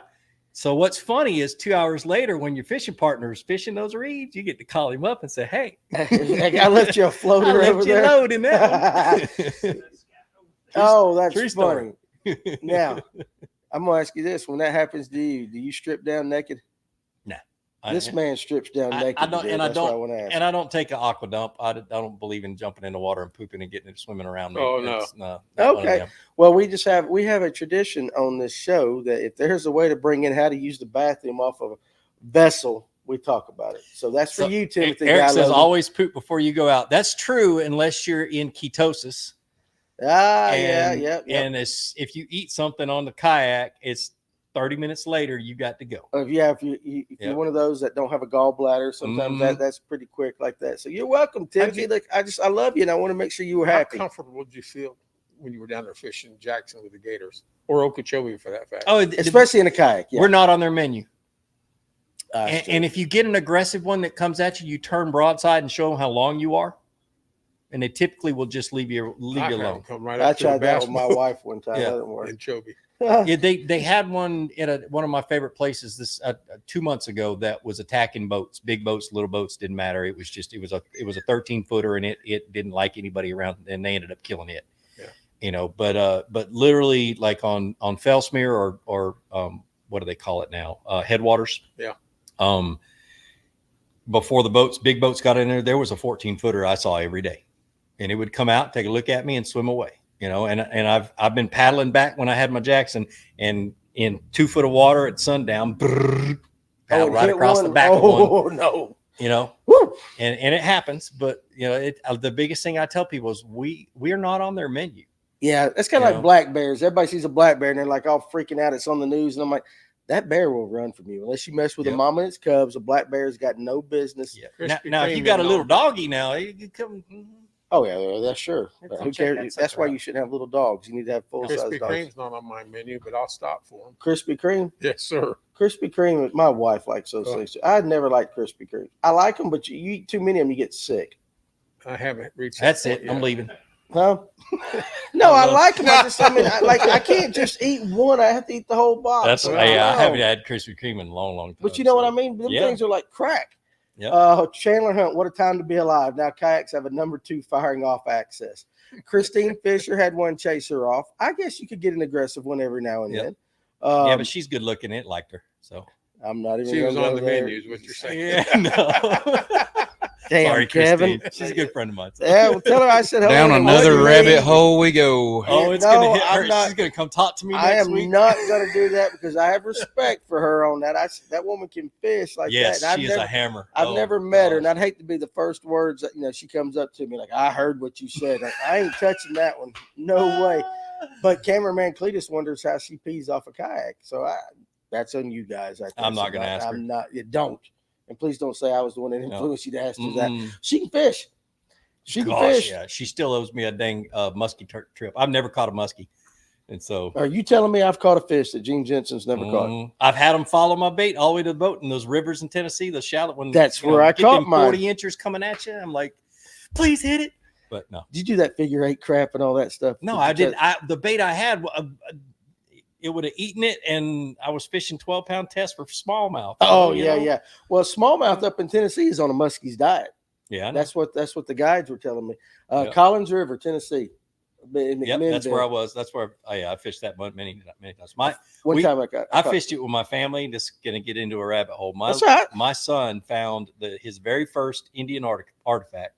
He said, "Dad, this is a weird looking rock," and I flipped it over, and it still had the red in it. It was a paint pot. Really? And it still had red ochre inside the paint of pot, it. That on is the side awesome. of that river. And I'm like, you son of a gun. That is awesome. We filmed an episode for our TV show up there, and I fly fished it for 6 hours on that trip. We did a drift, but we had a guy and he took us down there. Didn't get any, but pulled out a big swim bait and caught 2. Yeah, they weren't monsters. They were like 28 and 34 inches, but that was a lot of fun. Them things hit like a ton. So she catches the big ones. Yes, she does. Yeah, she does that. Eric Thurman, good question. I'm about to go off grid to my cabin. I'm in the middle of a Tourney X tournament. How do I save and post my fish when I get back in a few days? I just save it to your phone and then post it. Just take a picture. Yeah, just take a picture of saving. Now, what I do to be able to find them, and I do this during tournaments and everything else, the pro tip for kayak tournaments and catch photo release tournaments is I'll take all the pictures of the fish on the board. I'll take 4 or 5 of them. And then when I'm done with that, if it's the first fish I've caught in the day, I hold my finger up on number 1 and I take a picture of number 1. And for fish number 2, I take a fish, after I'm done, and that separates the fish. And then I go one step further. I go into my phone and I have notes for the tournament. Under notes, I have whatever tournament it is, number 1 and the length, number 2 and the length, number 3 and the length. So when I get to the point where I have a signal, which I don't have that problem anymore because, like I said, I'm the first person to put Starlink on a kayak. You shouldn't. When I get to there, I can easily find those pictures and match them up with it. And it shortens the amount of time it takes to enter those fish if you're on a time limit tournament. So okay, makes sense. So Christopher W. Henry, didn't she have one bite her a month or 2 ago? Yes. Crocodile, or I meant crocodile, alligator. I think it was I don't know. I think good muskie Lord. or something. Oh, a muskie. Or it might have been a kayak. I don't know. Do you know that muskies have, and we learned this from the guide, whatever they got on them gill rakers is if I say it right, non-coagulant or whatever that is, where your blood won't cauterize. Oh, wow. So if it's just a little nick, but if you really get ripped, the guides up there have that dermabond and all that they carry with them. And so the first one I caught, I'm doing my release, everything's picture perfect. That thing slapped his tail and it ripped me a little bit. Not bad, but that's something I learned about muskies. And I didn't know that. Yeah, so there you go. So muskie, she got bit by a muskie. Okay. So them things they're freshwater barracudas. Vicious hitting. But their mouths are so bony that if you do hook one, you got to get it in the net quick. I use super glue when I don't have dermabond. Well, see, how you did that? Ask Fletch at Westbrook. He cut himself pretty bad, and he gets a little woozy. Is he got a soft stomach like that? Is it sorry, Fletch? Didn't mean to give away that secret. When I did heating and air for 25 years, PVC glue and super glue, if you got to cut because of sheet metal. I don't know how many times we did that. Probably not the healthiest thing you can put on there. Hey, it works. But it works. Yep. It works. It burns like crap for a second, but then suck it up, Buttercup. That's exactly right. that and chewing tobacco on like a bee sting. I use rubbing alcohol. I grew up on rubbing alcohol. Rubbing alcohol? Yeah, whenever I've done the Copenhagen on that. My first gator experience was a couple months ago. I had one grab a top water plug. I didn't get it back. Yeah, I thought, well, probably a little one, probably a little baby one. Jonathan Farmer caught one down in Florida last year throwing something, and now he unhooked it and let it go. He got it up on his boat, took pictures, and let that joker go. What is the of all the lakes you fished, what's the number one lake on your list? That I have fished? Yeah, your favorite lake. Because you fished outside of Rocky. Outside of Rocky. Because you guys know I live 10 minutes from Rocky. I'm there. They want to name the parking lot after me. I've actually had FedEx deliver a package to the parking lot of Rocky. Have you really? Yes. But it's a good lake. So yeah. Gosh, I don't know. I'm going to Caddo, and I love Caddo, but just because it's one of those lakes. And where is that at for somebody that doesn't It's on know? the line of Louisiana and Texas, just northwest of Shreveport. Or Largemouth just north Lake. of Shreveport. Yeah, Largemouth Lake. And while I'm asking it, what's the worst lake you've ever fished? Altoona. Really? Well, I fished Altoona 20 years ago when it really was bad, so it's gotten a lot Well, better. there was Yeah, no hesitation there. No, was no, I mean Altoona. He did not even think about Yeah. it long enough. That was ingrained in your mind. Yep. Huh? Haters. Not But- anymore. I know it's different than what it was 20 years But given ago. the time, Yep. I mean, it has changed, and it's on the upbound, so I don't want to get a lot of Yep. messages. I mean, tomorrow when you're from the catching Altoona guys. when you're catching one big largemouth a year on Altoona, that's the way it was 20 years ago. Is that what it was Yep. 20 years ago? Yeah. I always enjoy Altoona now because you can catch numbers. Yeah. It's always fun. It's a good place to take a kid fishing. Yep. But now the size is coming up. You can But see it in the spots. I honestly don't have a favorite lake. Outside. You just like them all. I just like wherever it's wet, I like to go fishing. So Save that, clip that, because I can make a TikTok out of that and some other stuff. Don't get dirty on it. No, listen, I'm gonna keep this clean tonight. I'm gonna keep it clean. I promised my pastor I would start acting better. I really did. I really did. How about this? If there was one lake you've never fished that you could go to, what would be number one on your list? Dream destination for the Flukemaster. Backrack. Oh man, Buka tells me stories about that. Yeah, I want to go with him so bad. I just can't afford it. Yeah, we ain't got Buka money. No. That's a new term, Buka money. Buka money. Buka Yeah. money. You gotta have Buka money. But I've seen the pictures. He Mhm. loves Oh, that yeah. lake. And he was talking when he was up here at the shop the other day, we were talking about it. And he's just like, it's kind of hard to describe just the amount of good fish. Weird question. Is it easier targeting? I'm over Largemouth, spots. LM. LM, yeah. Largemouth over spots out of a kayak. What's the easiest way? Easier one to target, largemouth or spots? Well, it doesn't matter. It's just like bit fishing out of a boat. It's just whatever. I won a tournament in Kentucky on fishing for spots and smallmouth, and I don't know. It just depends on where you're at and what you're doing. Yeah. Really. What I love about a kayak is you can get closer to them. That you can. You don't spook them. I don't care how close you get. I caught a 9-pounder at Rocky on bed, right up under my boat in 4 foot of water.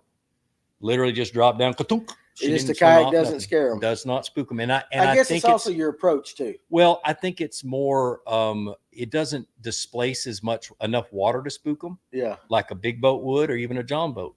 They feel that pressure change of the water displacement in shallow water. I never thought about that. That makes sense. Yeah. But a kayak does not displace enough water to spook them most of the time. I've never thought about that. That's probably one of the more That's another thing I Makes- learned from LiveScope. So the way going they between react. a big boat, and you watch them swim off at a further distance. So these scopers are throwing 50, 60, 70, 80 feet. Oh yeah, we were. Yeah. I'm throwing 20, 10. 'Cause I'm you not get up even on 'em. looking out past 50.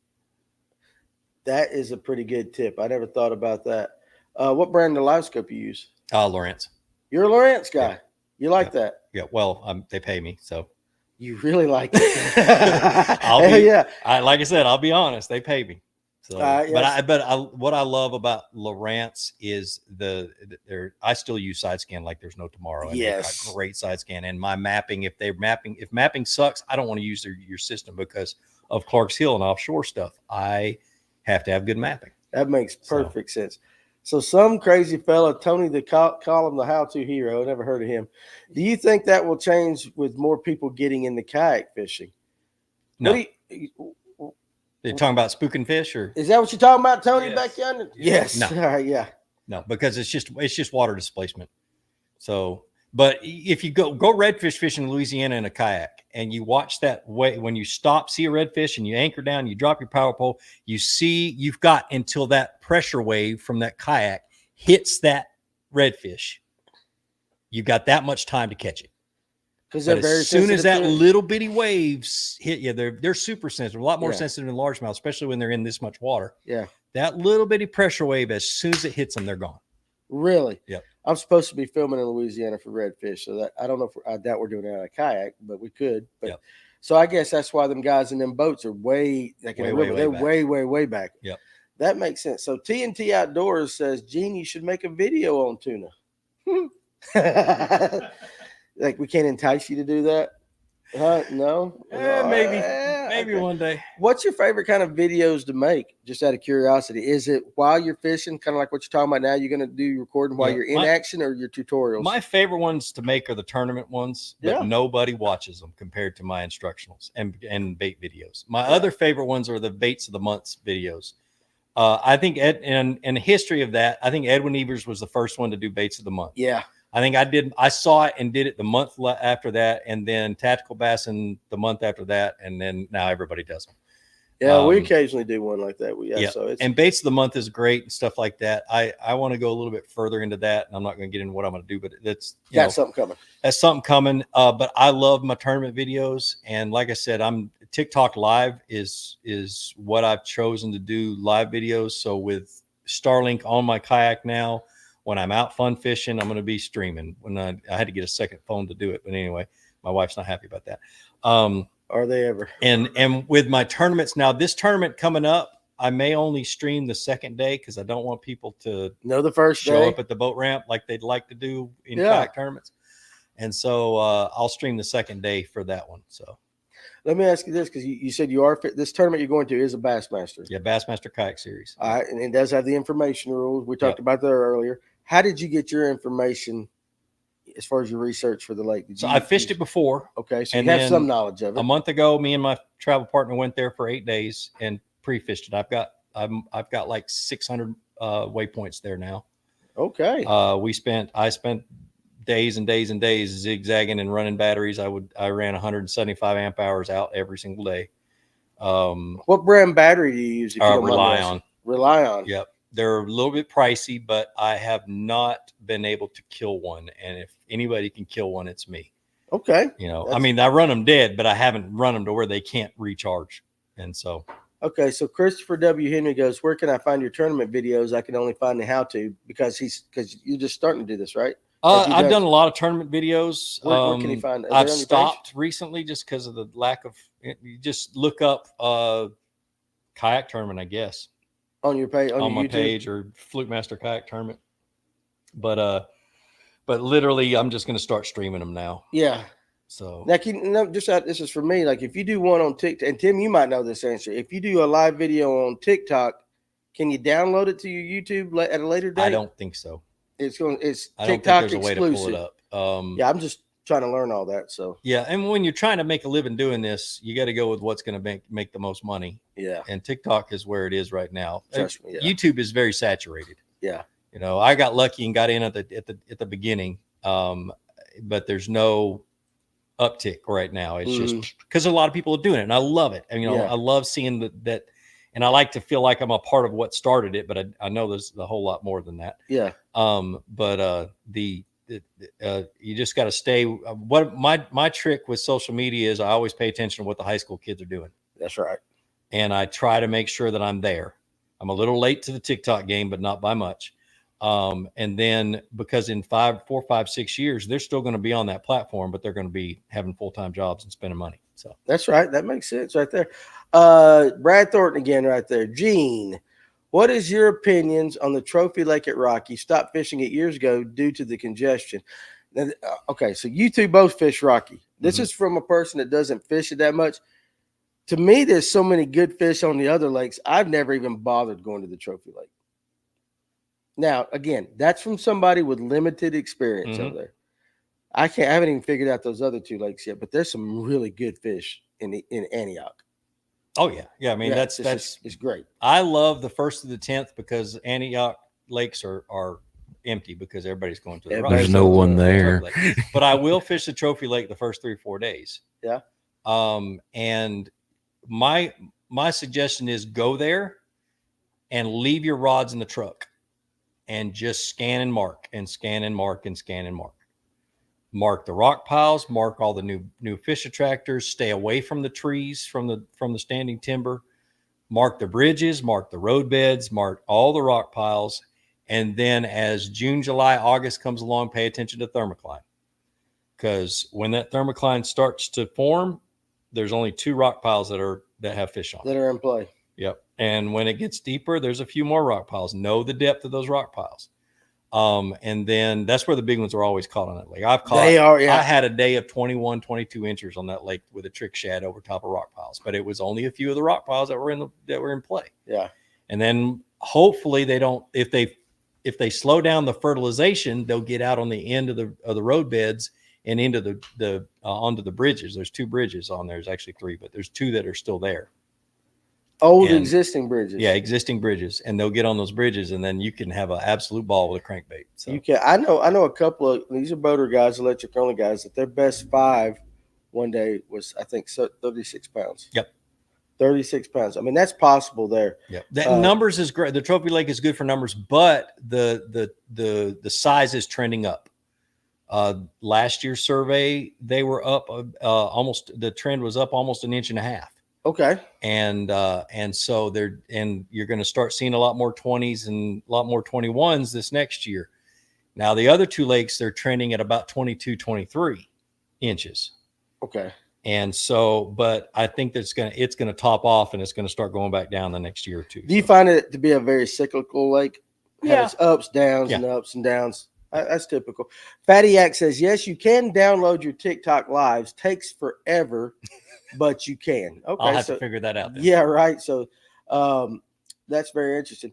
So we got maybe 20 minutes left in this, guys. So you guys, if you got any other questions for Gene, make sure you throw them out there right now. I want to make sure you don't miss the opportunity to ask him whatever question that you want.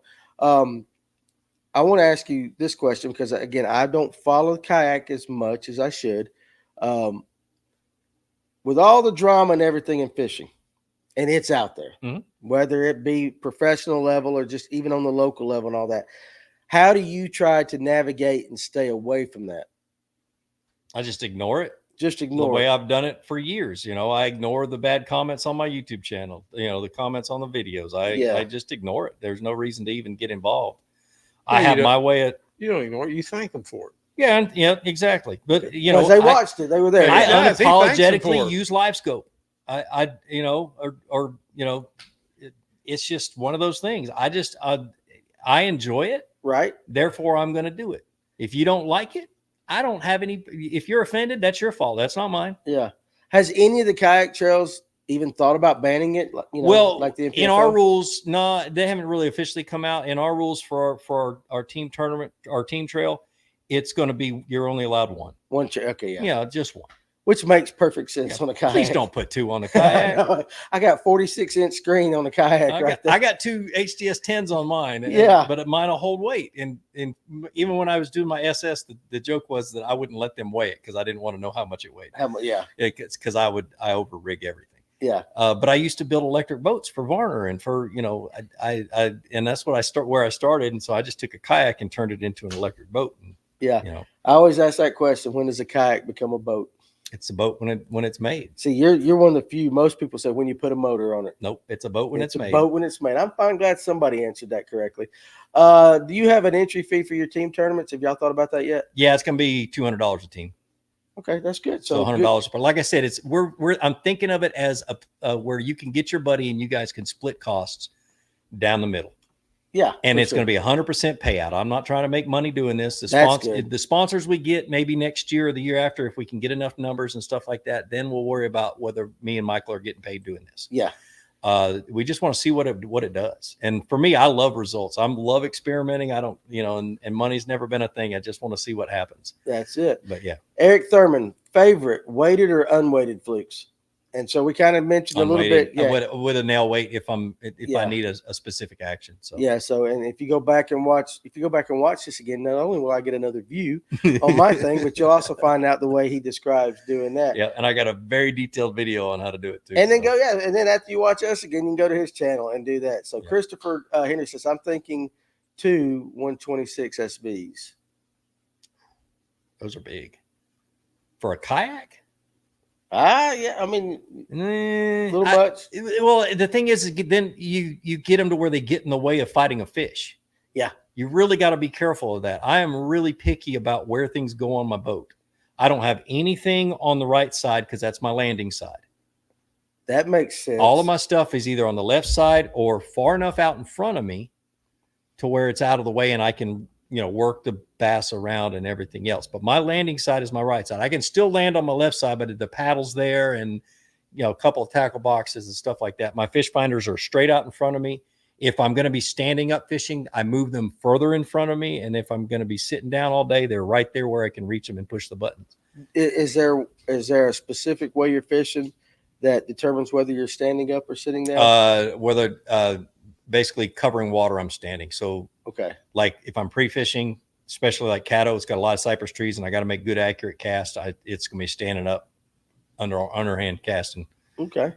That makes sense. He says, Eric Thurman missed it while fishing. I know, buddy. I'm just giving you a hard time. But yeah, he does use a nail weight in the top of the head.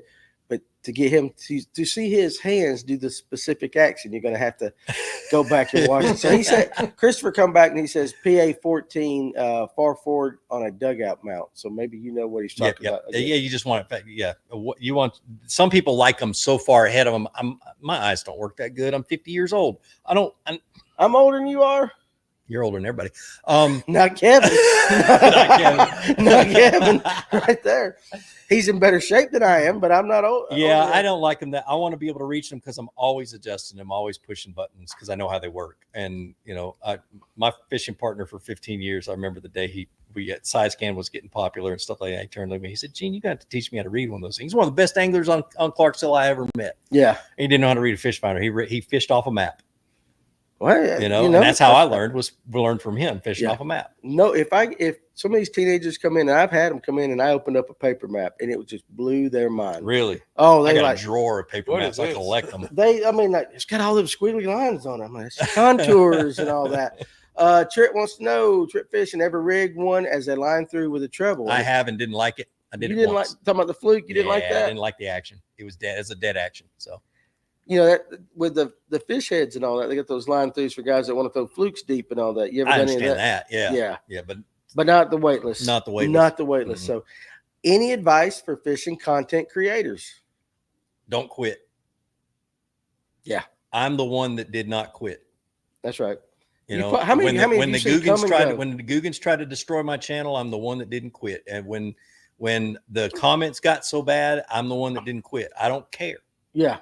I'm doing this for little Johnny who wants to learn how to fish, whose daddy's not in the picture. Mm-hmm. I'm doing it for a single mom who has a kid that it doesn't want to come into a tackle shop and talk to Danny, Well, it's intimidating. Because it's intimidating. It is intimidating. And that's who I'm doing this for. I've had but that right there, what you said, I've had a few mothers come in and the first thing they'll walk up and they'll say, I have no idea what I'm doing, but I've got a son that likes to fish.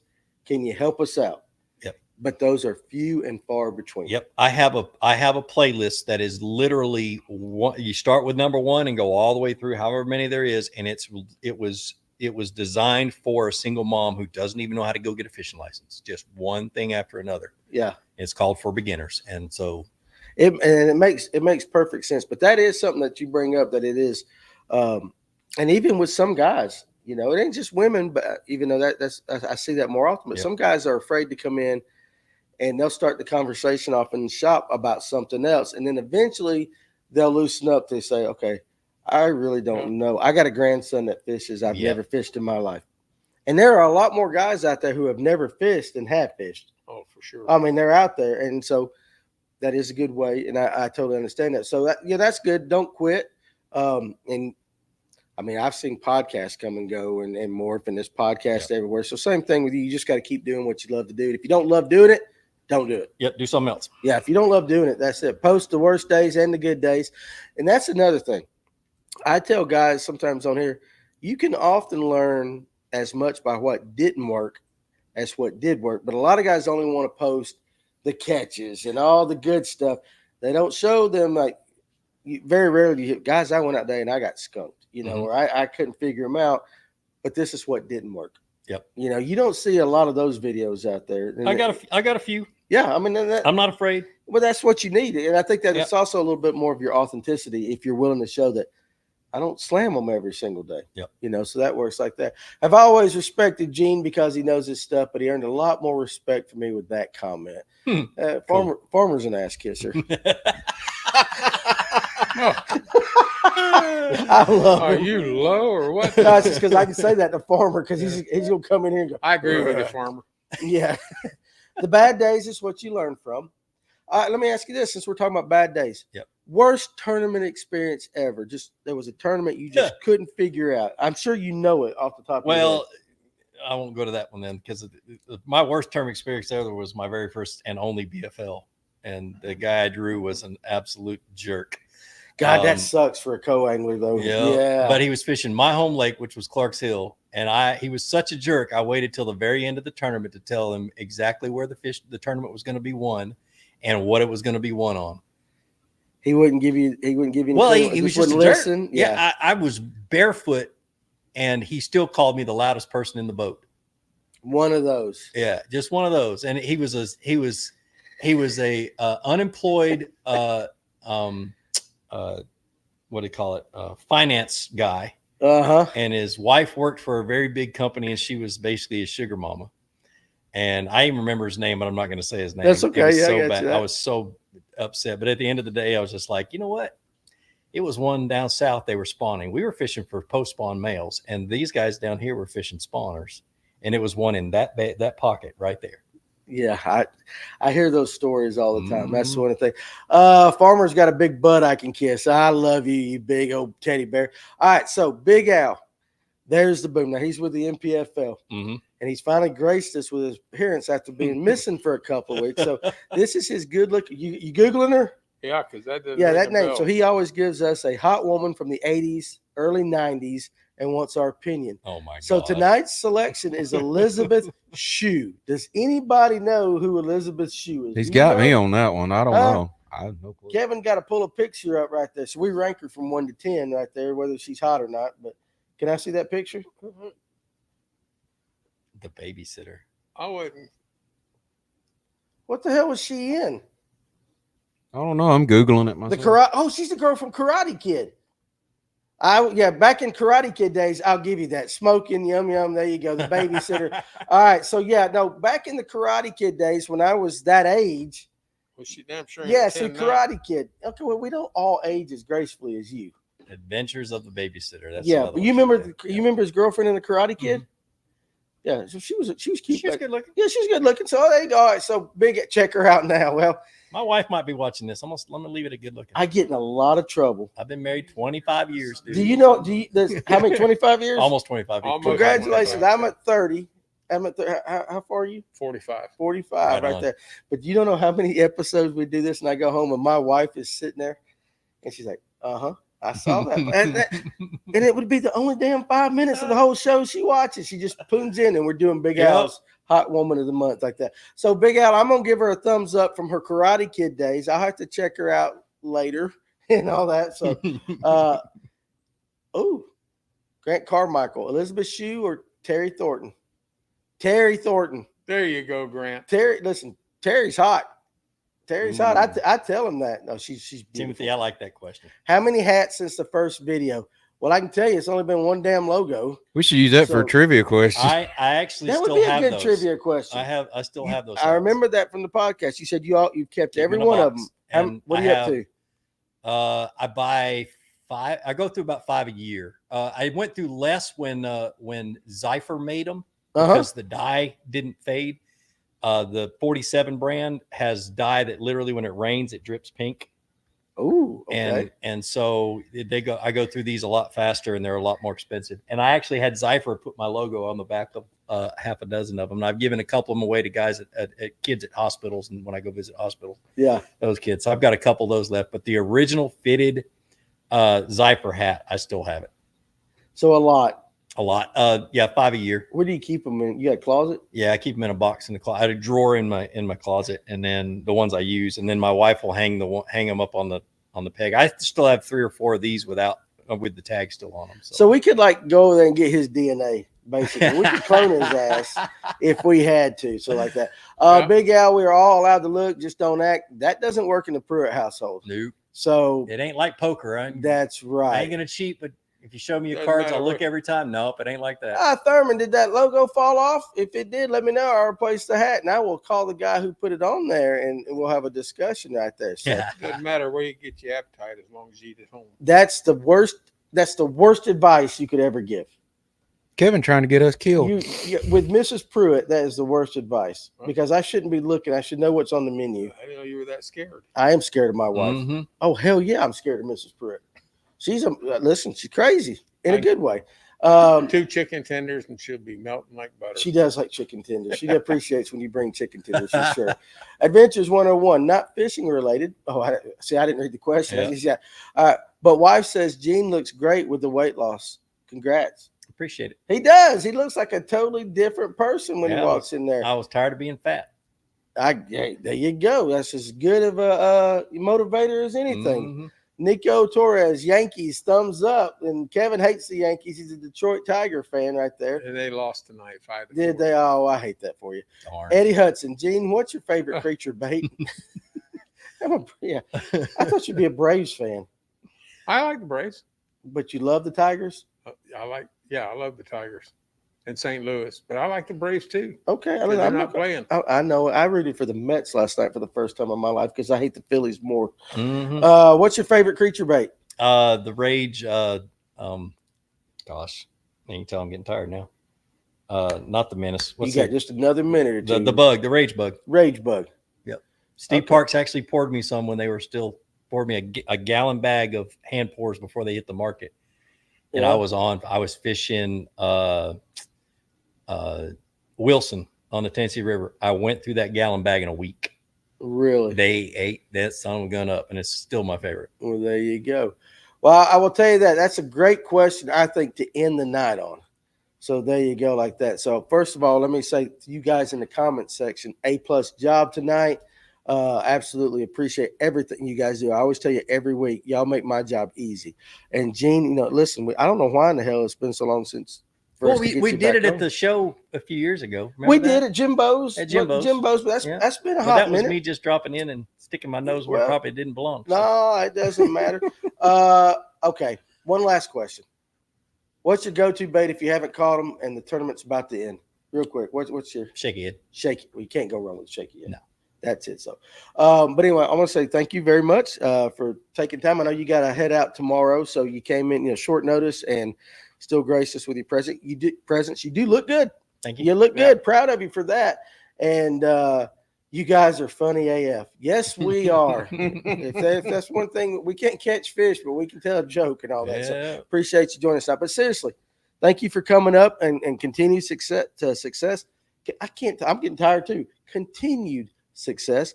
And again, you guys check out for more information on his 2-man, whatever they're going to name it, the 2-man fishing series that they can find it on Team Kayak Series. Team Kayak Series. There is going to be a website coming out.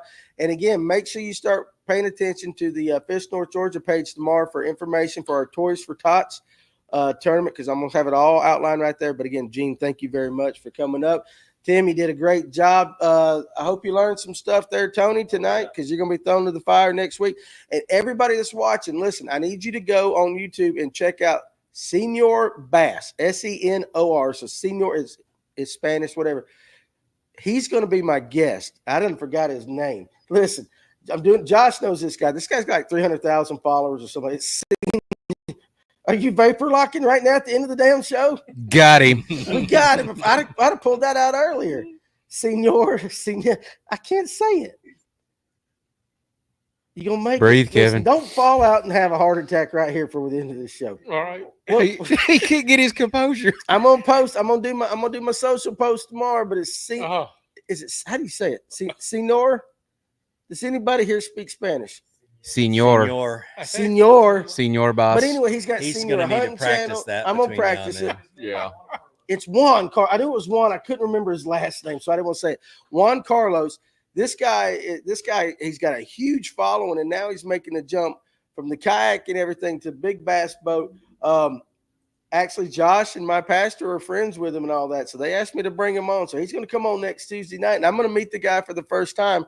Don't know much about him other than I know he's a hell of an angler, got a hell of a following, and so we're going to bring somebody else for you guys. But you guys can go check him out on YouTube at Senor Bass. Kevin, stop your shit. Kevin, you got to hear my brother-in-law speak Spanish. He's fluent, but it has a Southern accent. There's nothing like a Southern Mexican. I can't do it. Hilarious. So, Damn, Kevin. Anyway, guys, listen, we appreciate you. We love you. Check him out. If you're going to be on the water this weekend, first of all, be safe. Enjoy your time out there in God's great outdoors, and we'll see you next Tuesday. You guys be good. Good night, senor.